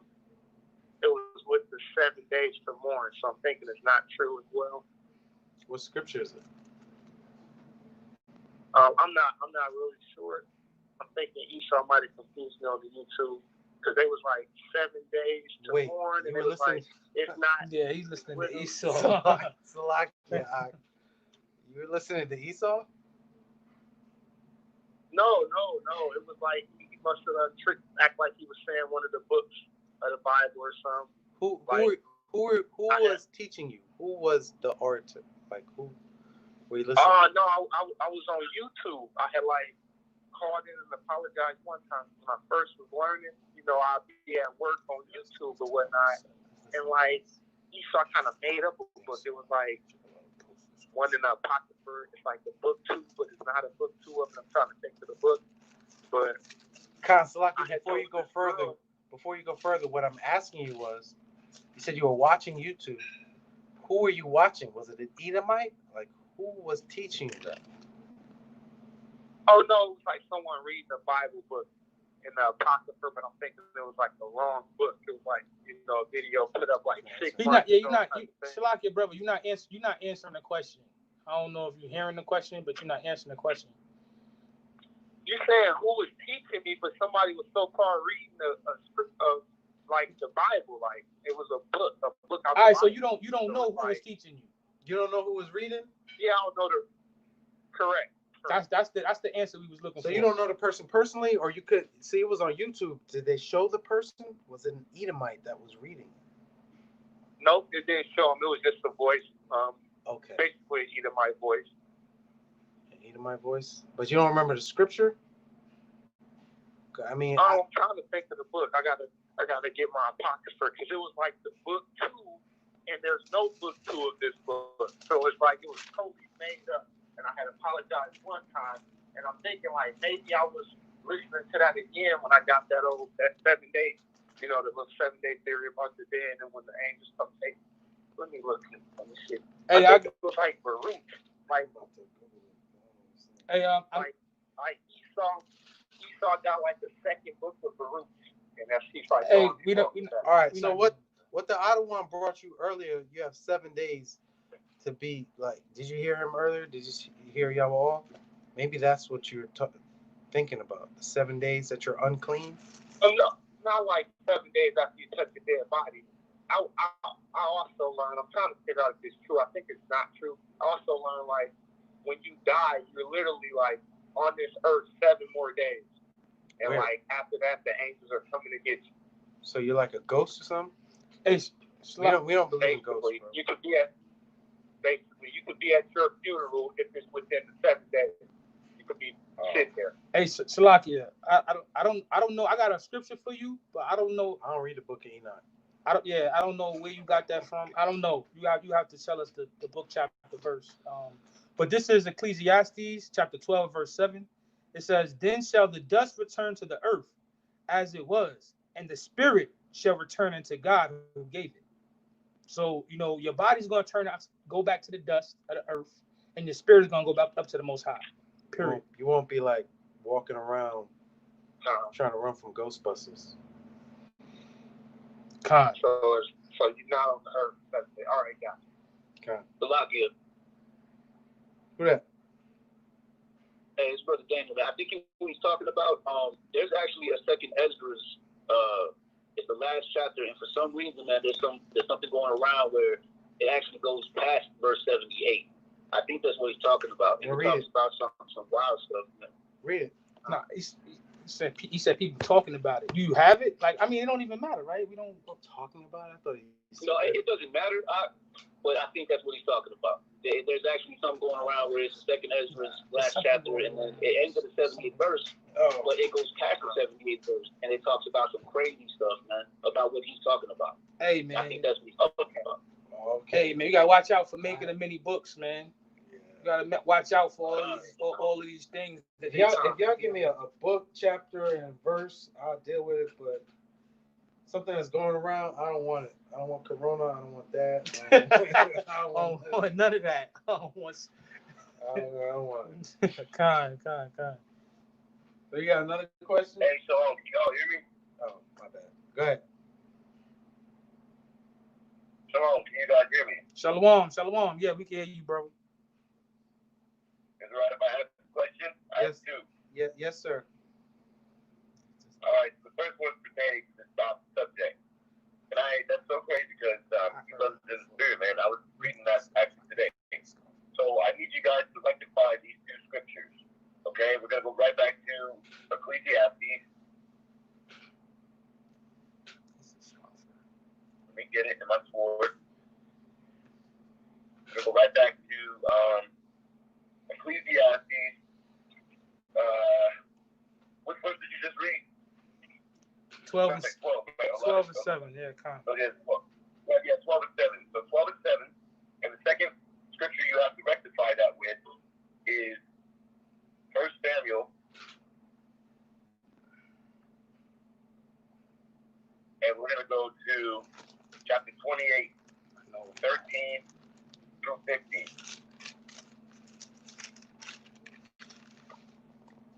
That's the first question. What's the question? He wants to rectify those two scriptures. Bring understanding to the people. No, tell me what your question is. I'm asking you to break down the scripture, rectify the two scriptures. The first, okay, so let me just read it then. So it says in 1 Samuel 28 and 13. Let's start at verse 12. And when the woman saw Samuel, she cried with a loud voice. And the woman spake to Saul, saying, Why hast thou deceived me, for thou art Saul? And the king said unto her, Be not afraid, for what sawest thou? And the woman said unto Saul, I saw God ascending out of the earth. And he said unto her, What form is he? And she said, An old man cometh up, and he is covered with a mantle. Right? Now, when you get the history on this, Samuel's been dead for a while. Uh-huh. Now, my question is, the scriptures say, your soul, your spirit goes straight to the Father in Ecclesiastes. But here we can see that Samuel's soul is still in the earth. So, Slakia. Where did the scripture say that the spirit goes straight to the Father? Did it say that? Or did you just add that? Spirit. I think it says the spirit. That's why I said. That's why it said, and the spirit shall return unto the Most High, unto God. That's what it says. It didn't. Right. It didn't. Right. It didn't give a time frame. It didn't give a time limit. It just said the spirit shall go up to the Father, up to God. It's like up to God. I think he was trying to tie that in with. Okay. Yeah, because So there's no time frame on it. I mean, that's that's what the brother just said a minute ago. what I'm saying is that scripture didn't say it had a time frame on it. That's what I'm saying. I'm saying Ecclesiastes 12:7 didn't have a time frame on it. So then, hypothetically, what the brother just brought out, your soul could be in the earth for 7 days. Yeah, but that's hypothetical. That's Listen to hypothetical. what you just Exactly. said. Oh, I mean, if there's no time limit on it. What scripture do you have? Go ahead. Read the scripture concerning Samuel. Call it and read it again. I'll read it for him. This is the book of 1 Samuel, chapter 28 and verse 13. And the king said unto her, Be not afraid, for what sawest thou? And the woman said unto Saul, I saw gods ascending out of the earth.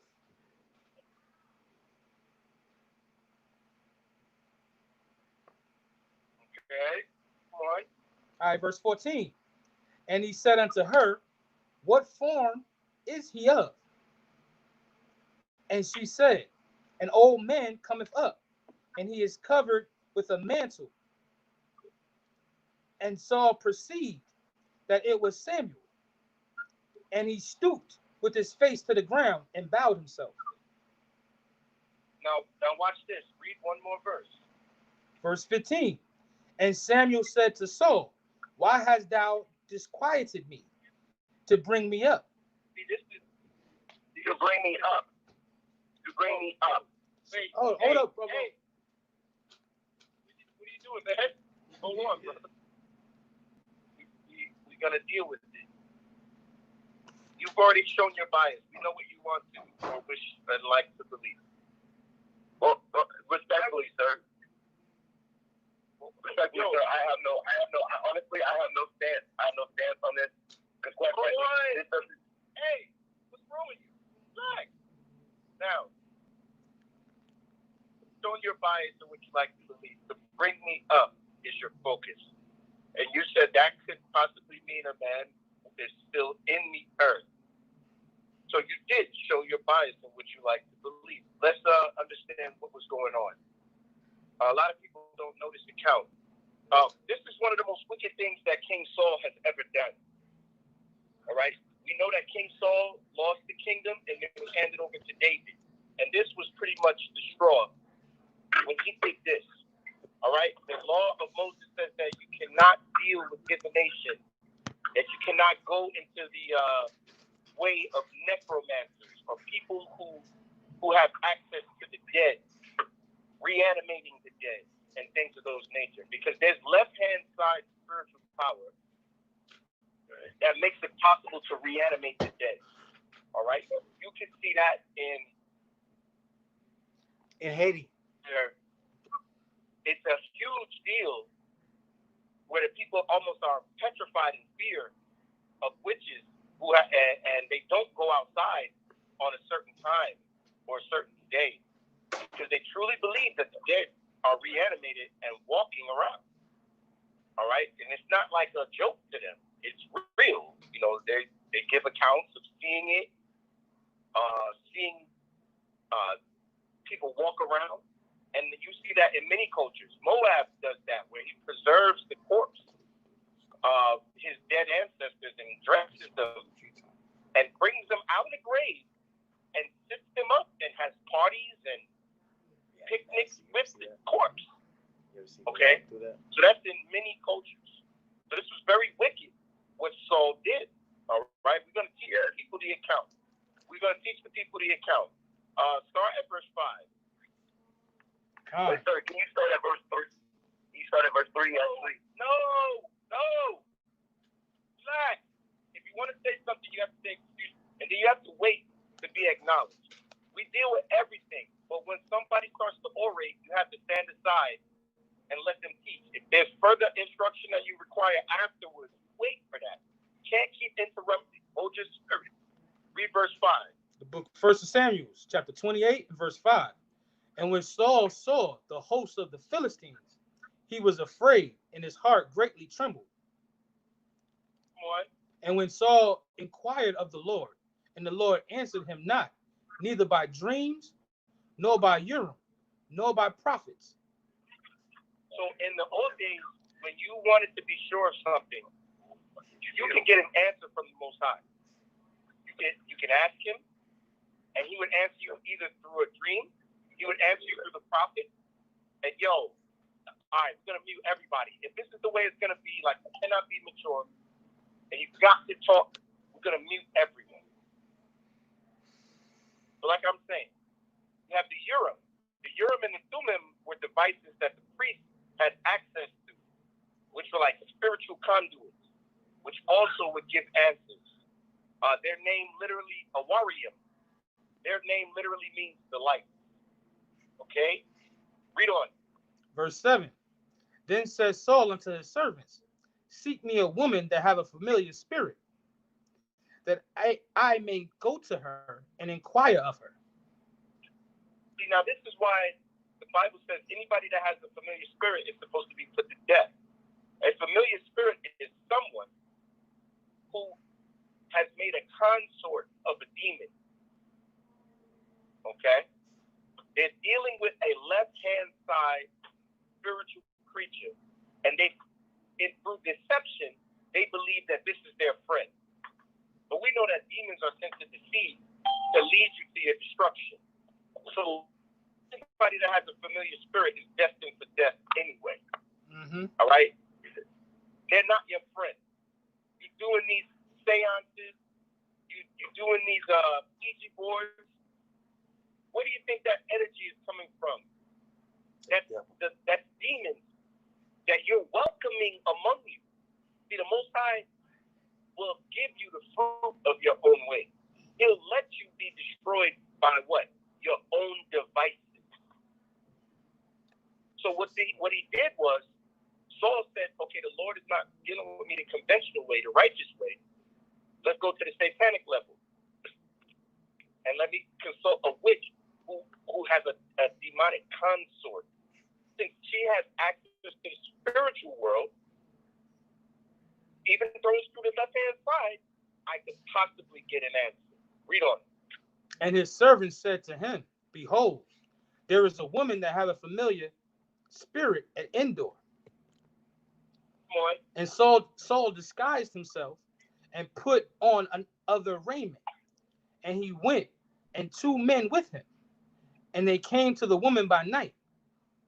And he said, I pray thee, divine unto me by the familiar spirit, and bring me him up, whom I shall name unto thee. See, this is where the spookism comes in, because brothers read the English and then they make a discernment based on how it reads.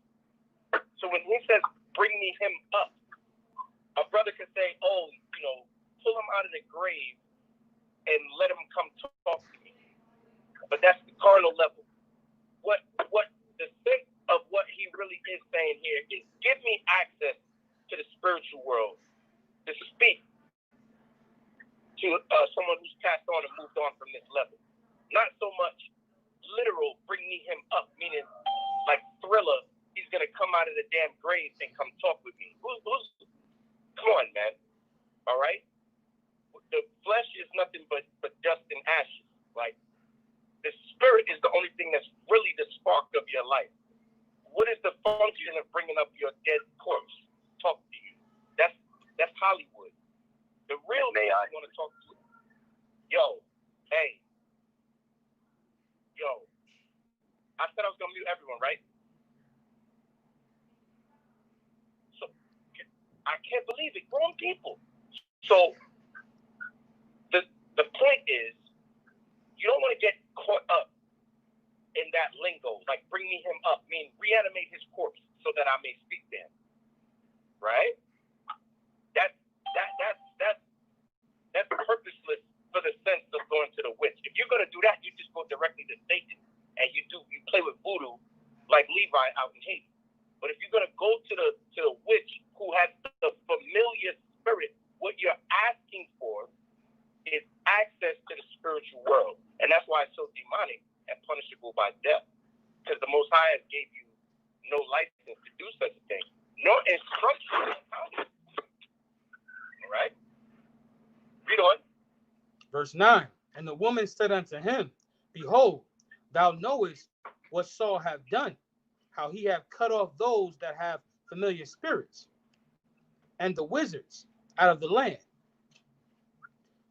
Wherefore then layest thou a snare for my life to cause me to die?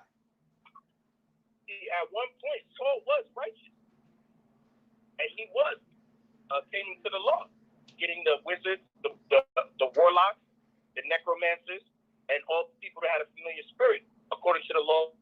He was getting them out of the land. Anyone who practices witchcraft should be destroyed. So even she knows that. Like, no, if I do this thing, I'll prove to you that I have a familiar spirit, and then thus you're going to kill me and put me to death. But see, Saul is desperate here. The Most High is not dealing with him anymore. The Most High has taken his spirit off him.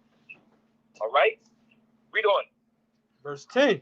And Saul sware to her by the Lord, saying, As the Lord liveth, there shall no punishment happen to thee for this thing. And what he did worse was he swore on Yahweh's name that he would not keep the law and do what Yahweh told him to do if someone does such a thing. Y'all see how wicked Saul is behaving. Everybody understand? God. So now, the brother's asking, well, meet him up. Bring him up. I see God going up and down in the earth. Well, that must mean that their spirit is in the earth for 7 days, and then you can talk to them for a certain amount of time. But those two things are totally unrelated, because that's the purpose of the familiar spirit. The purpose of the familiar spirit is to give you access to the spiritual realm, and we're going to prove that in the New Testament. Read on. Verse 11. Then said the woman, Whom shall I bring up unto thee? And he said, Again. Read on. And he said, Bring me up Samuel. Come on. And when the woman saw Samuel, she cried with a loud voice. And the woman spake to Saul, saying, What hast thou deceived me? Shalaki, why hast thou deceived me? For thou art Saul. Of course. So now everything was made clear and apparent to her. The purpose of his visage was made clear. The Jehovah's Witness Bible will tell you that she raised up someone that appeared to be Saul. And they put quotations around it. So to say that it is untrue that he really didn't bring up Saul. It was just a demon pretending to be Saul. But I want to show you something in the Apocrypha. She accomplished what she set out to do. Hold this and go to Sirach 46 and 20. God. The book of Sirach, chapter 46 and verse 20. And after his death, he prophesied and showed the king his end. So what is Sirach confirming for us? That his spirit was Samuel. That was his spirit. I'm not disputing anything that you're saying here. I don't think you understand my question. You were. I didn't say anything about what you're disputing, and I'm not teaching only you. I just said it. There are people that never heard this account. Let's teach it. Like, you have to relax. Your first answer, that is Saul.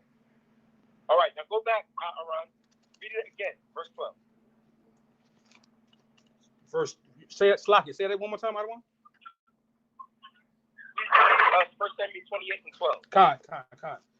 1 Samuel chapter 28, verse 12. And when the woman saw Samuel, she cried with a loud voice. And the woman spake to Saul, saying, Why hast thou deceived me? For thou art Saul.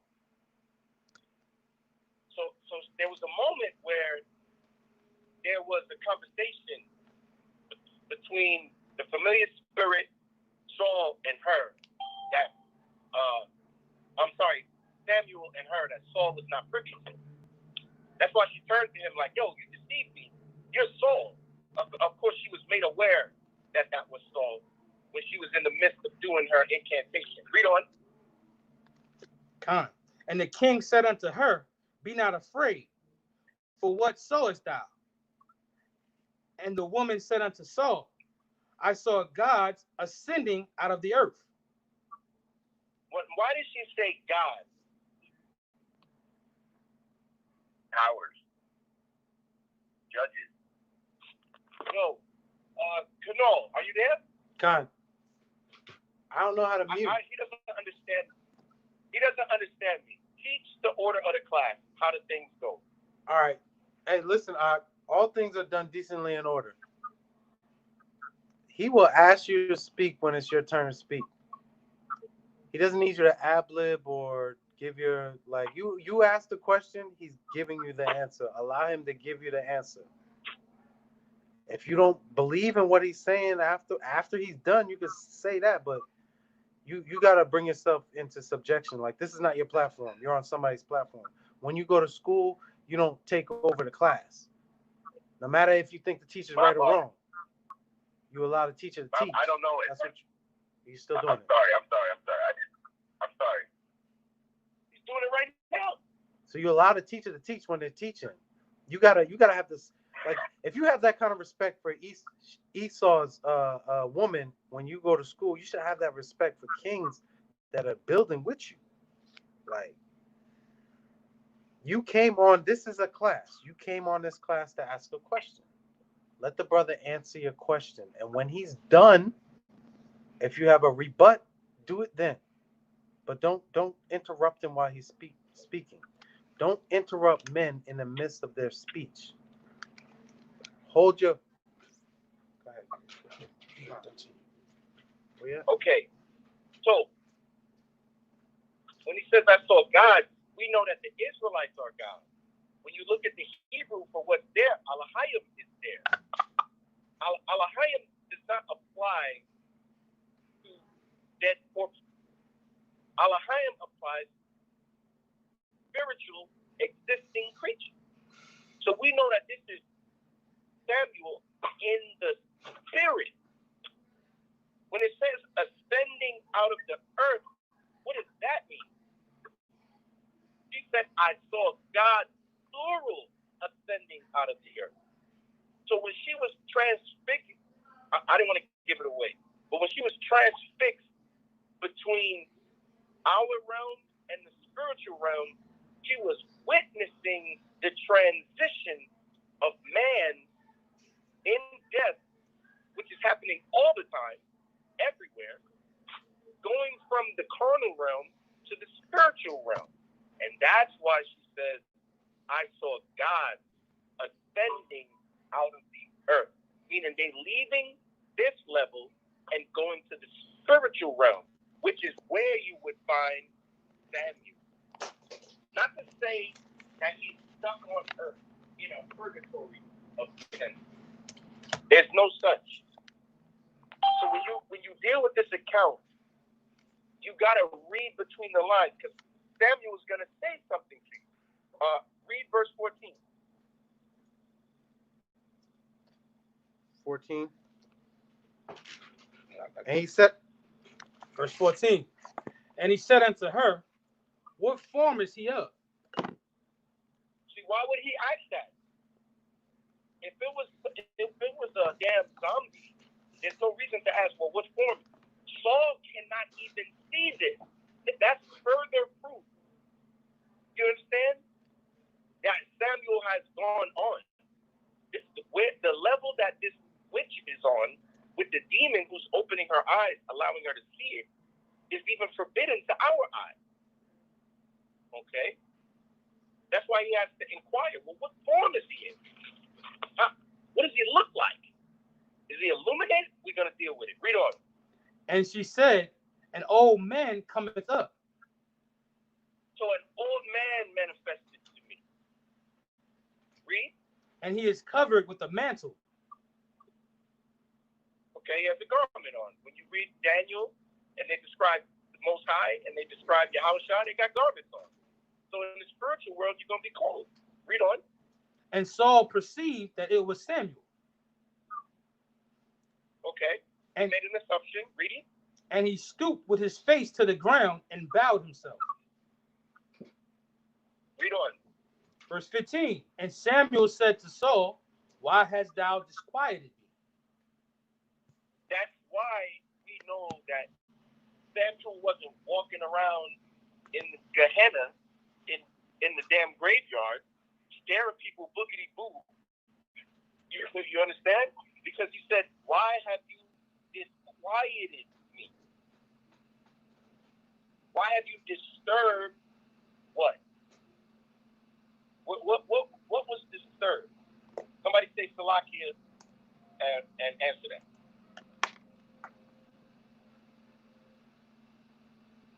Salakia, if you want. Okay. You want me to answer it or one of your men? Go ahead. So you're asking why because well, first of all, Daniel, at the end of Daniel, the Most High, or the angel came to Daniel and said that you need to go to the lot of your fathers. You will rest, you will go to sleep with your fathers, the allotment of your fathers. So, when you're dead, you're supposed to be sleeping. Because when Stephen died, what did it say? It said he fell asleep. But then again, that's my whole point. So I'll stop there. Okay, does anybody want to answer why did he say, why hast thou disturbed? What state was he in?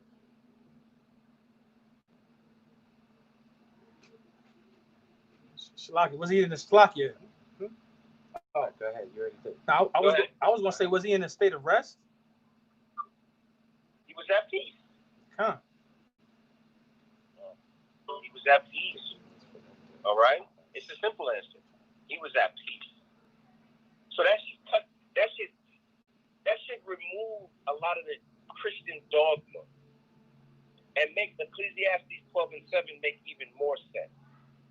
Your body returns to the dust, and your spirit goes where? Back to the Lord who gave it. There's a spiritual level that people go on.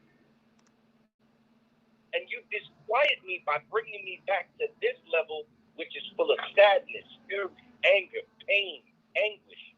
You don't experience these sensations when you're at peace with the Most High. Read on. To bring me up. And Saul answered, I am sore distressed, for the Philistines make war against me, and God is departed from me, and answered me no more, neither my prophets nor my dreams. Therefore I have called thee, that thou mayest make known unto me what I shall do. So we also understand that they have awareness in the spiritual realm. Okay? That's why you can seek counsel and advice, because they can talk to you in real time. They haven't detached from reality. This is the reality. The angels are a part of our reality. God is a part of our reality. God. They just don't exist. They just don't exist on the level that we are on. But our reality is their reality. He's controlling this. I hope y'all can understand. God. All right? Now let's see where that spiritual realm is. Go to Matthew 17. Christ tapped into that.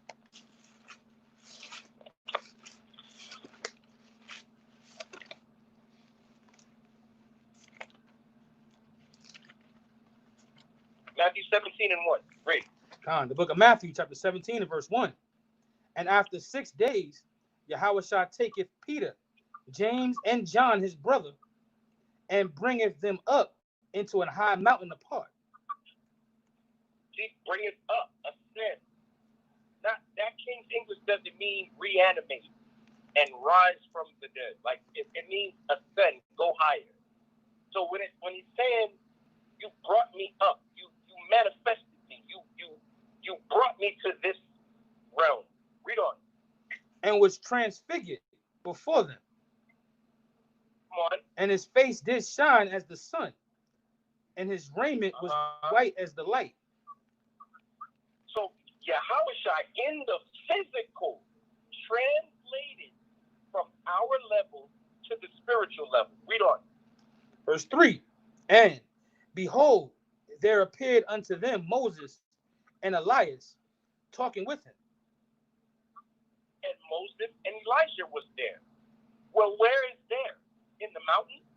Was Moses and Elijah trapped on that mountain in a purgatory of sin?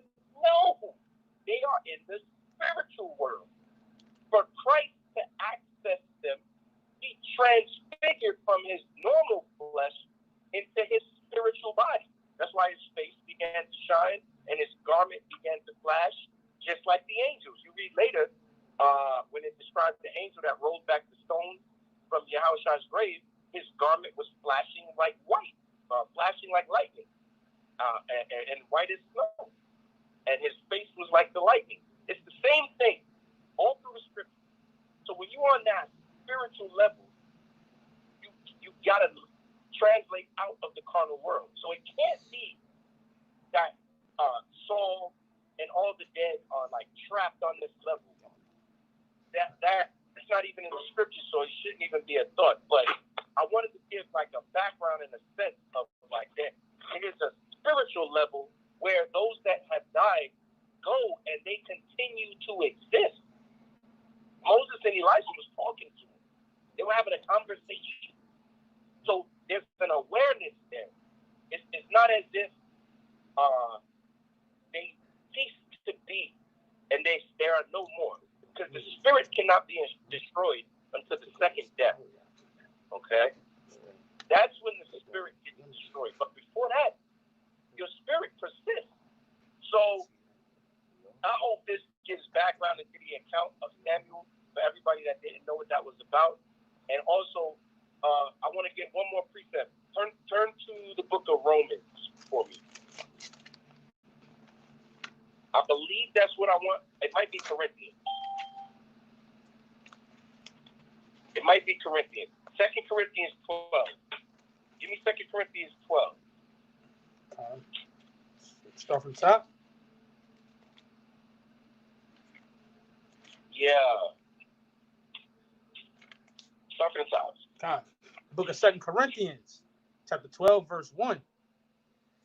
It is not expedient for me, doubtless, to glory. I will come to visions and revelations of the Lord. So Paul is saying, I shouldn't be bragging about this, but I'm going to also have visions and revelations of Christ, man. I'm going to see things. I'm also going to see through the veil of this level. Watch, read on. I knew a man in Hamashiach about 14 years ago. Whether in the body, I cannot tell, or whether out of the body, I cannot tell. God knows. Such an one caught up to the third heavens. That's the spiritual realm. He said, I knew a man that tapped into the spiritual realm. I knew a brother that was that spiritual, that he went through this level, whether it was in his body, the way Christ did it. Because when you talk about Stephen, when it says he fell asleep, it means he died. It doesn't mean he like took a nap. He died. They killed him. The author was trying to say it in a poetic fashion because it was tragic. It doesn't necessarily mean that he was snoring and like in a Snow White, like he was like in a frozen sleep. It just means he died. But it also tells you that his face shone like an angel or shined like an angel. So even Stephen, who has spiritual power, upon his death, he might have translated right into the spiritual realm, causing him to glow, like when Yahushua transfigured to talk to Elijah and Moses. Now this is deep. Because he's telling you, I don't know if the brother did it in his body or if he did it out of the body, like in his mind. I don't know, but he was caught up to the third heaven. Well, what is that? That's the spiritual level. That's where Samuel is at. That's why you see God ascending out of the earth, because when a man dies, he translates over to the spiritual level, thus making Solomon the wisest man. And I believe his writing. He says, when you die, your flesh goes to the dust, but your spirit goes to the Lord who gave you. Everybody understand? Con. All right, Kanoa, take back over. Okay, hold on. So, brother, did you get your answer? Nah, you sound bad. Nobody can hear you. You right by I run. What you mean, can't hear me? Hey, brother, did you get your answer? I got my answer to my first question. Yes. You got another question? Yeah, I mean that's why I didn't know if you guys were gonna do full like breakdowns. If I was just asking quick questions. So. That's the only way we can answer the question. Well, this might be the last question of the night. Go ahead. Okay. All right. Cool. So the second question is dealing with Stephen. If we could, do you think we can go first to Revelations? Real quick, Revelations 1 and 6. Wait, can you give me the question before you do all this? I don't want to be led somewhere. I want you to tell me where you're coming from. I'm saying, I'm wanting to know the angel. I'm talking about the angel in the wilderness. Mm-hmm. So Christ was that angel in the wilderness, right? I have to do a lesson on this, brother. Yahweh was the angel in the wilderness, right? That letter. All right, go on. Okay, go on. I just wondering if we have the same understanding. Yes, Christ was the rock that was in the wilderness with us. I thought you were talking about Revelation. Okay, so he was in the bush. He brought the water out of the rock. He's the mediator. All right. Okay. So whether an angel did it or not, with the mature understanding is God did it through Christ. That's right. And however Christ decided to get it done is how he decided to get it done. But it came through him. That's the mature understanding. Okay.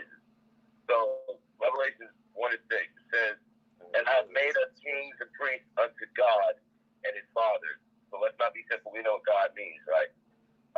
So the whole reason why I'm bringing this out is because I was reading in Second Ezra, and I was looking at the account of Stephen, and like we just mentioned, it was the angel. It was the angel that Moses saw in the bush, but almost how the prophet, right? The prophet, they'll prophesy in the name of the Lord, and they might refer to themselves as I. The prophet might say, "Thus saith the Lord, I will do this," right? So my whole thing is I'm trying to get better context on the scriptures. So if we could, please go to Second Ezra. He's trying to lead us. I know. Instead of just asking questions. Second Ezra, chapter 4 and 1. Second Ezra chapter 4 and 1, and then after Second Ezra chapter 4 and 1, this is going to lead to my point. I want to go to 7 and I wanted you to make your point from the beginning, so I knew where you were coming from. I asked my question from the beginning about the angel in the wilderness, and it's still pertaining to this, sir. Okay. I'm not listening. Okay, hold on. Let's make this clear, brothers. I'm not coming here to be deceitful or anything. Okay. Honestly. Okay. All right, brothers. Let's just get that out of the way. I'm not here with contention. Okay. I apologize for interrupting you guys earlier. That's okay. That's not why I'm on here. Okay. All right, brother. So, Second Ezra chapter 4 and 1. It says, "And the angel that was sent unto me, whose name was Uriel, gave me an answer. My question is, we know, first before we continue, what are all the incarnations of Yahweh Shai?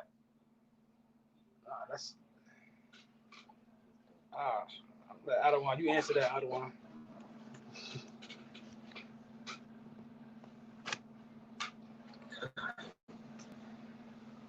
Okay, brother. Y'all sound bad. Like Aaron and Kanor, for the people on the class, y'all sound underwater and muddy. That's this. On what class? The YouTube or the? That's this Samsung or whatever this is. The class. It's not an iPhone. Now you sound good. Wherever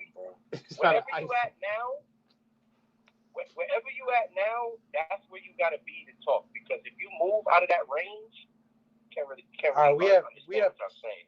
We have pushed the phone closer to this other phone so that the YouTube can hear what the class hears, so that they can hear you.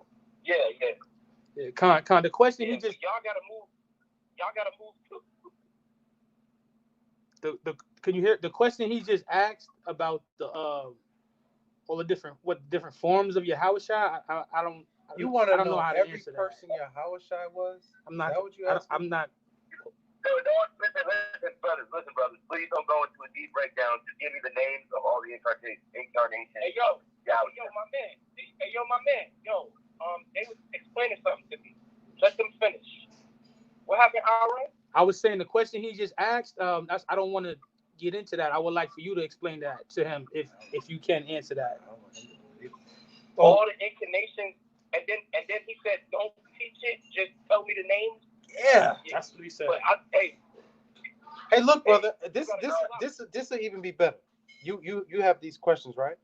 So, if you hit the Sons of Thunder, I have things that follow up. I'm sorry. Go ahead. If you hit the Sons of Thunder email with these questions, we'll do a class on it. So it won't be just a question. Because you asking questions and you want a quick answer, it's not that simple. We have to give the understanding. If I just blurt out some names, everybody can be like, we gotta explain. You asking. Well, I mean, I could say Melchizedek, Adam, Isaac, right? No, I don't necessarily agree. Okay, that's why I'm asking, teacher. So we have to teach it.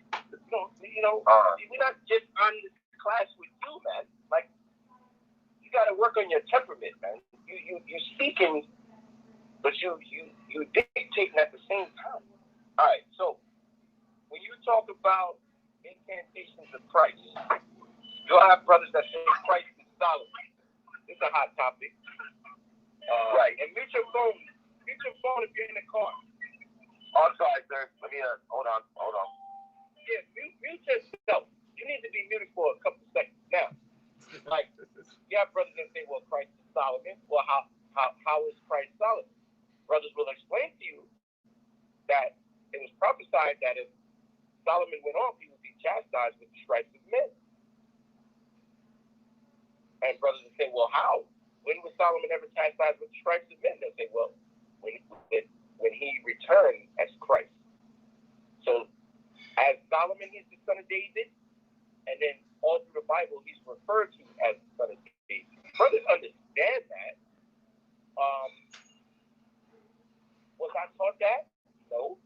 I wasn't taught that at HOI. Because there's no scripture in the Bible that says King Solomon is Christ.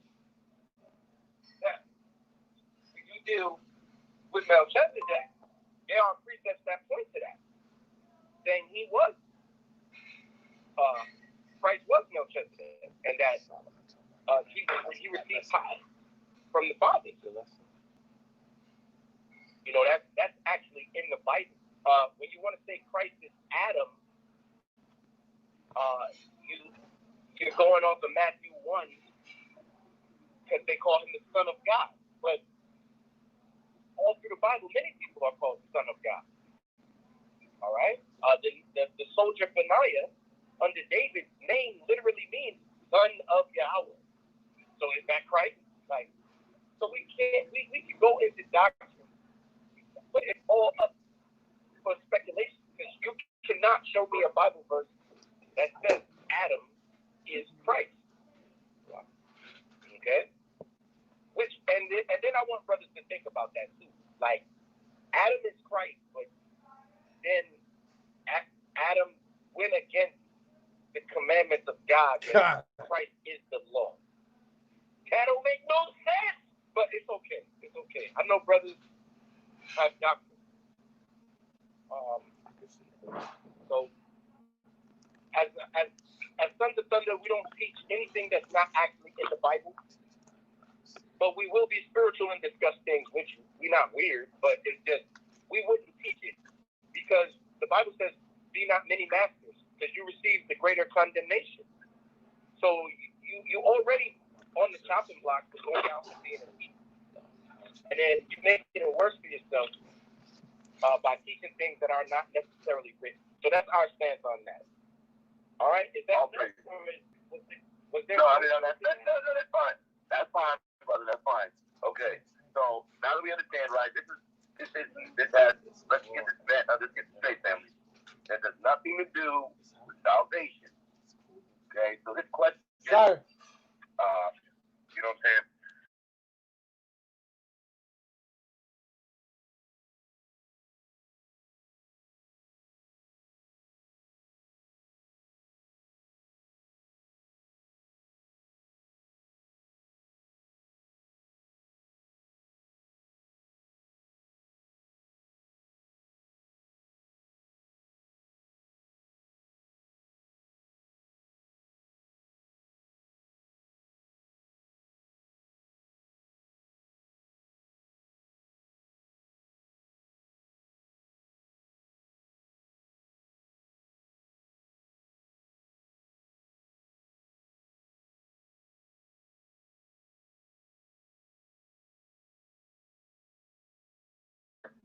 That would be proof that we were in the beginning with Christ, the Elohim.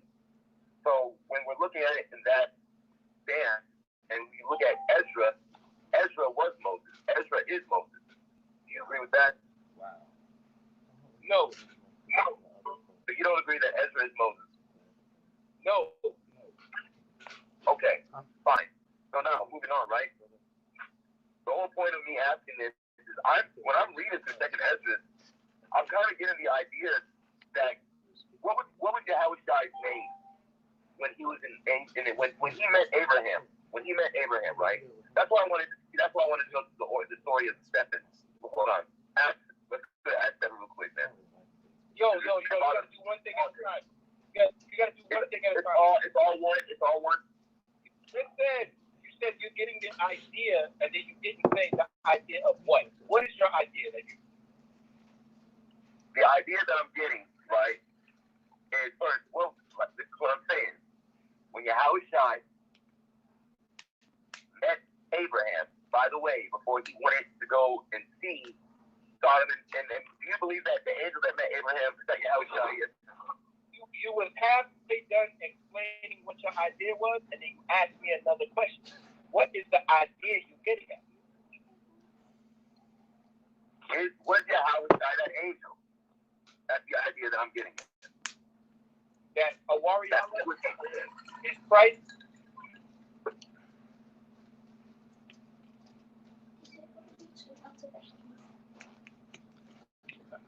Is that what you're saying? When Abraham spoke to the three men, was one of those three men, those angels, was Yahushai? Anything is possible. Does the Bible say? Do you know? Yes, it was Yahushai. Based on what? What scripture? Well, I want to move on though, because I don't want to. No. You said I don't. That's my understanding. That's my understanding, sir. Respectfully, I just want to move on to the next point. No, I do know. I'm telling you, those are my convictions, and I'm telling you that's what I know. And I just want to move on to the next point. But please, to know is to be sure. To be sure, you have to have. I am sure. I am. All right, man. Let's just go to it. But this is my whole point. I don't want to, because each time I make a point, you're gonna make me give a whole breakdown on something. When I have Bible. Hey, applaud this man. Applaud this man. He figured it out. He figured it out. That is how you teach the Bible. The problem is all these bug outs come in and they got all these doctrines. They say this is what I believe, and if you don't believe this, you don't know the Bible. But when we ask you to show me in the Bible how your doctrine works, that's just my understanding. Wait a minute. Sir, I never said you guys were wrong. I never said anything about that, sir. Don't put words in my mouth, sir. I didn't put any words in your mouth. That's exactly what you said. That's my understanding. Salakia. I didn't even put words in your mouth. Salakia. Yeah, that's my understanding. Salakia. Hey, what's up, you know? It seems like you'd like to have a debate on a certain topic. Hit the email. No, I don't want to debate. That's what you're doing, brother. I don't want to debate. You're saying that, but that's what you're doing. I don't want to debate, okay? My own stance is this. I was gonna go to my point, but Mr. Brother Yahweh he's wanting me to go through these breakdowns. Because you have to. The whole point is, what I'm thinking is, when I'm reading through Acts 7, and when I'm reading through Second Ezra, when Ezra is having the communication with Uriel, what I'm gathering is that angel Uriel, what I was going to ask was, is it possible that Yahweh Shai's name, before he was given the name Yahweh Shai, was he the angel Uriel? Because he is the angel of the Lord. And all the angels have a name. So why is it that when we read about Yahweh Shai in his angelic form, we never know his name? Now, like I said, this has nothing to do with doctrine. You know what I'm saying? And it was honestly just up for discussion. I just wanted to see what you guys thought on it. But y'all want me to break down everything. Like, damn. You got to. Because what's Aaron? I'm not teaching. You guys are teaching. Yo. And for us to teach, you got to be quiet. Aaron, read First Thessalonians. I didn't even hear him. He said First Thessalonians. 5 and 21. You're going to learn there's only one right way to do this. It's the one right way. First Thessalonians 5 and 21. The book of First Thessalonians, chapter 5, verse 21. Prove all things. No. Just say it and leave it out there and go to the next thing. I got doctrines, brothers. Prove all things. What does the Lord say we have to do? The Lord said we have to prove everything. So if someone's asking, hey man, you said you wasn't going to interrupt no more. It's not going into an diatribe. It's not going, you want to go into that deep breakdown. That's how you teach the Bible. Some people don't give a damn about doctrine. We don't care what you thought about 3 o'clock in the morning. You were staring at the ceiling, eating cereal. Yo, Christ, what might have been the third man talking to Abraham. You don't care. Read the Bible. Teach the Bible as written. Not okay. Be quiet. We teach the Bible as written so that our people can come out of their condition and ascend or be brought up to a higher level than what they've been on for so long in the Christian church. And you know why they're on that low level? Because the Christian church don't prove nothing. That's right. Okay? When you come out of this class, you got to be concise. If you ask a question, you might only get one question because we're going to teach, man. When people leave, they're going to be enriched. I understand why Saul went to go speak to a damn witch. You want to skip over that and talk about who he's talking to, and people are going to leave the class and go, well, the Lord is talking to a witch. So, the Israelites be dealing with witches. See, it's not wicked. I can go to a fortune teller. Our people will do that. What you have to do is teach the account. In teaching the account, our people learn, that's wicked as hell. You're not supposed to do that. There ain't no zombies coming out of the earth, walking around for 7 days talking to you. There's a spiritual level. And they can leave the class enriched, and it's beautiful, man. So you need to get more of a taste for that. But it's 12:14. You're gonna hold this question till next week if you're sincere, and if you want to deal with it, you don't have to. There's other teachers out there. And brothers, Yes, take your question next week. But we gotta pray and we gotta get ready for camp tomorrow because I want to say something real. Let's stop the nonsense for a minute. Tomorrow is the 4th of July. The KKK have put out an open call on the lives of black men tomorrow. The Israelites are going to be teaching the Bible out in the streets tomorrow. And then we might be of camp tomorrow. Camp is at 3 p.m. We're going to ascend on the camp spot together. That means brothers need to be together before we move to the camp spot. Because we don't want any of you guys becoming targets for some damn Klansmen, because these Edomites are out of their goddamn mind. As you can see, KKK Karen pulled a pistol on Eve in the Starbucks parking lot over a minor dispute. That doesn't absolve the black woman from running her mouth and acting like a damn man, because she almost got judged to the death for being out of order. But I don't hold Esau not guilty and become a coon and just hold my people responsible. No, that's a damn devil. So tomorrow you could run into that. I don't want brothers walking by themselves tomorrow. Preferably, we should be in groups of 3 or 2 as we move to the camp spot. We need complete order tomorrow. A man came to our camp on a goddamn horse. The Klansmen will probably try the same shit. Come to the camp with a damn mask on. Brothers got to be prepared and ready tomorrow in complete order and circumspect. No nonsense or folly tomorrow, man. All right, that's my address to the camp. The camp is at 3 p.m. If you're gonna be late, you're gonna call your captain. You're gonna tell him how late you're gonna be, and when you arrive, you're gonna call your captain again, and we're gonna spend 2 minutes to meet you and walk you to the camp, so that none of our brothers get caught by themselves. Esau, we know that you're a roaring lion, seeking whom you may devour, but the Most High told us to be vigilant and sober-minded, and Sons of Thunder are going to do that. All right? Shalom. Take over. The last thing, could you please check your email? And yeah, I will be back next week, and I'll be lifting up my prayers for you brothers, and I appreciate the time. I do apologize for being out of order tonight. Excellent work, fellas, but please check your email. Please check your email. Okay, brother. What I would suggest is, like I said before, you have some questions that you'd like to ask. Hit the email so we can make a class about your lessons, so they're not questions after the class that lead on and on through the night. Okay? All right, he's got it. Yes, sir. Yes, sounds good. Sounds good. Just check your email, please. Shalom. And stay safe out there, brothers. Okay, Con. All right, shalom. All right, brothers.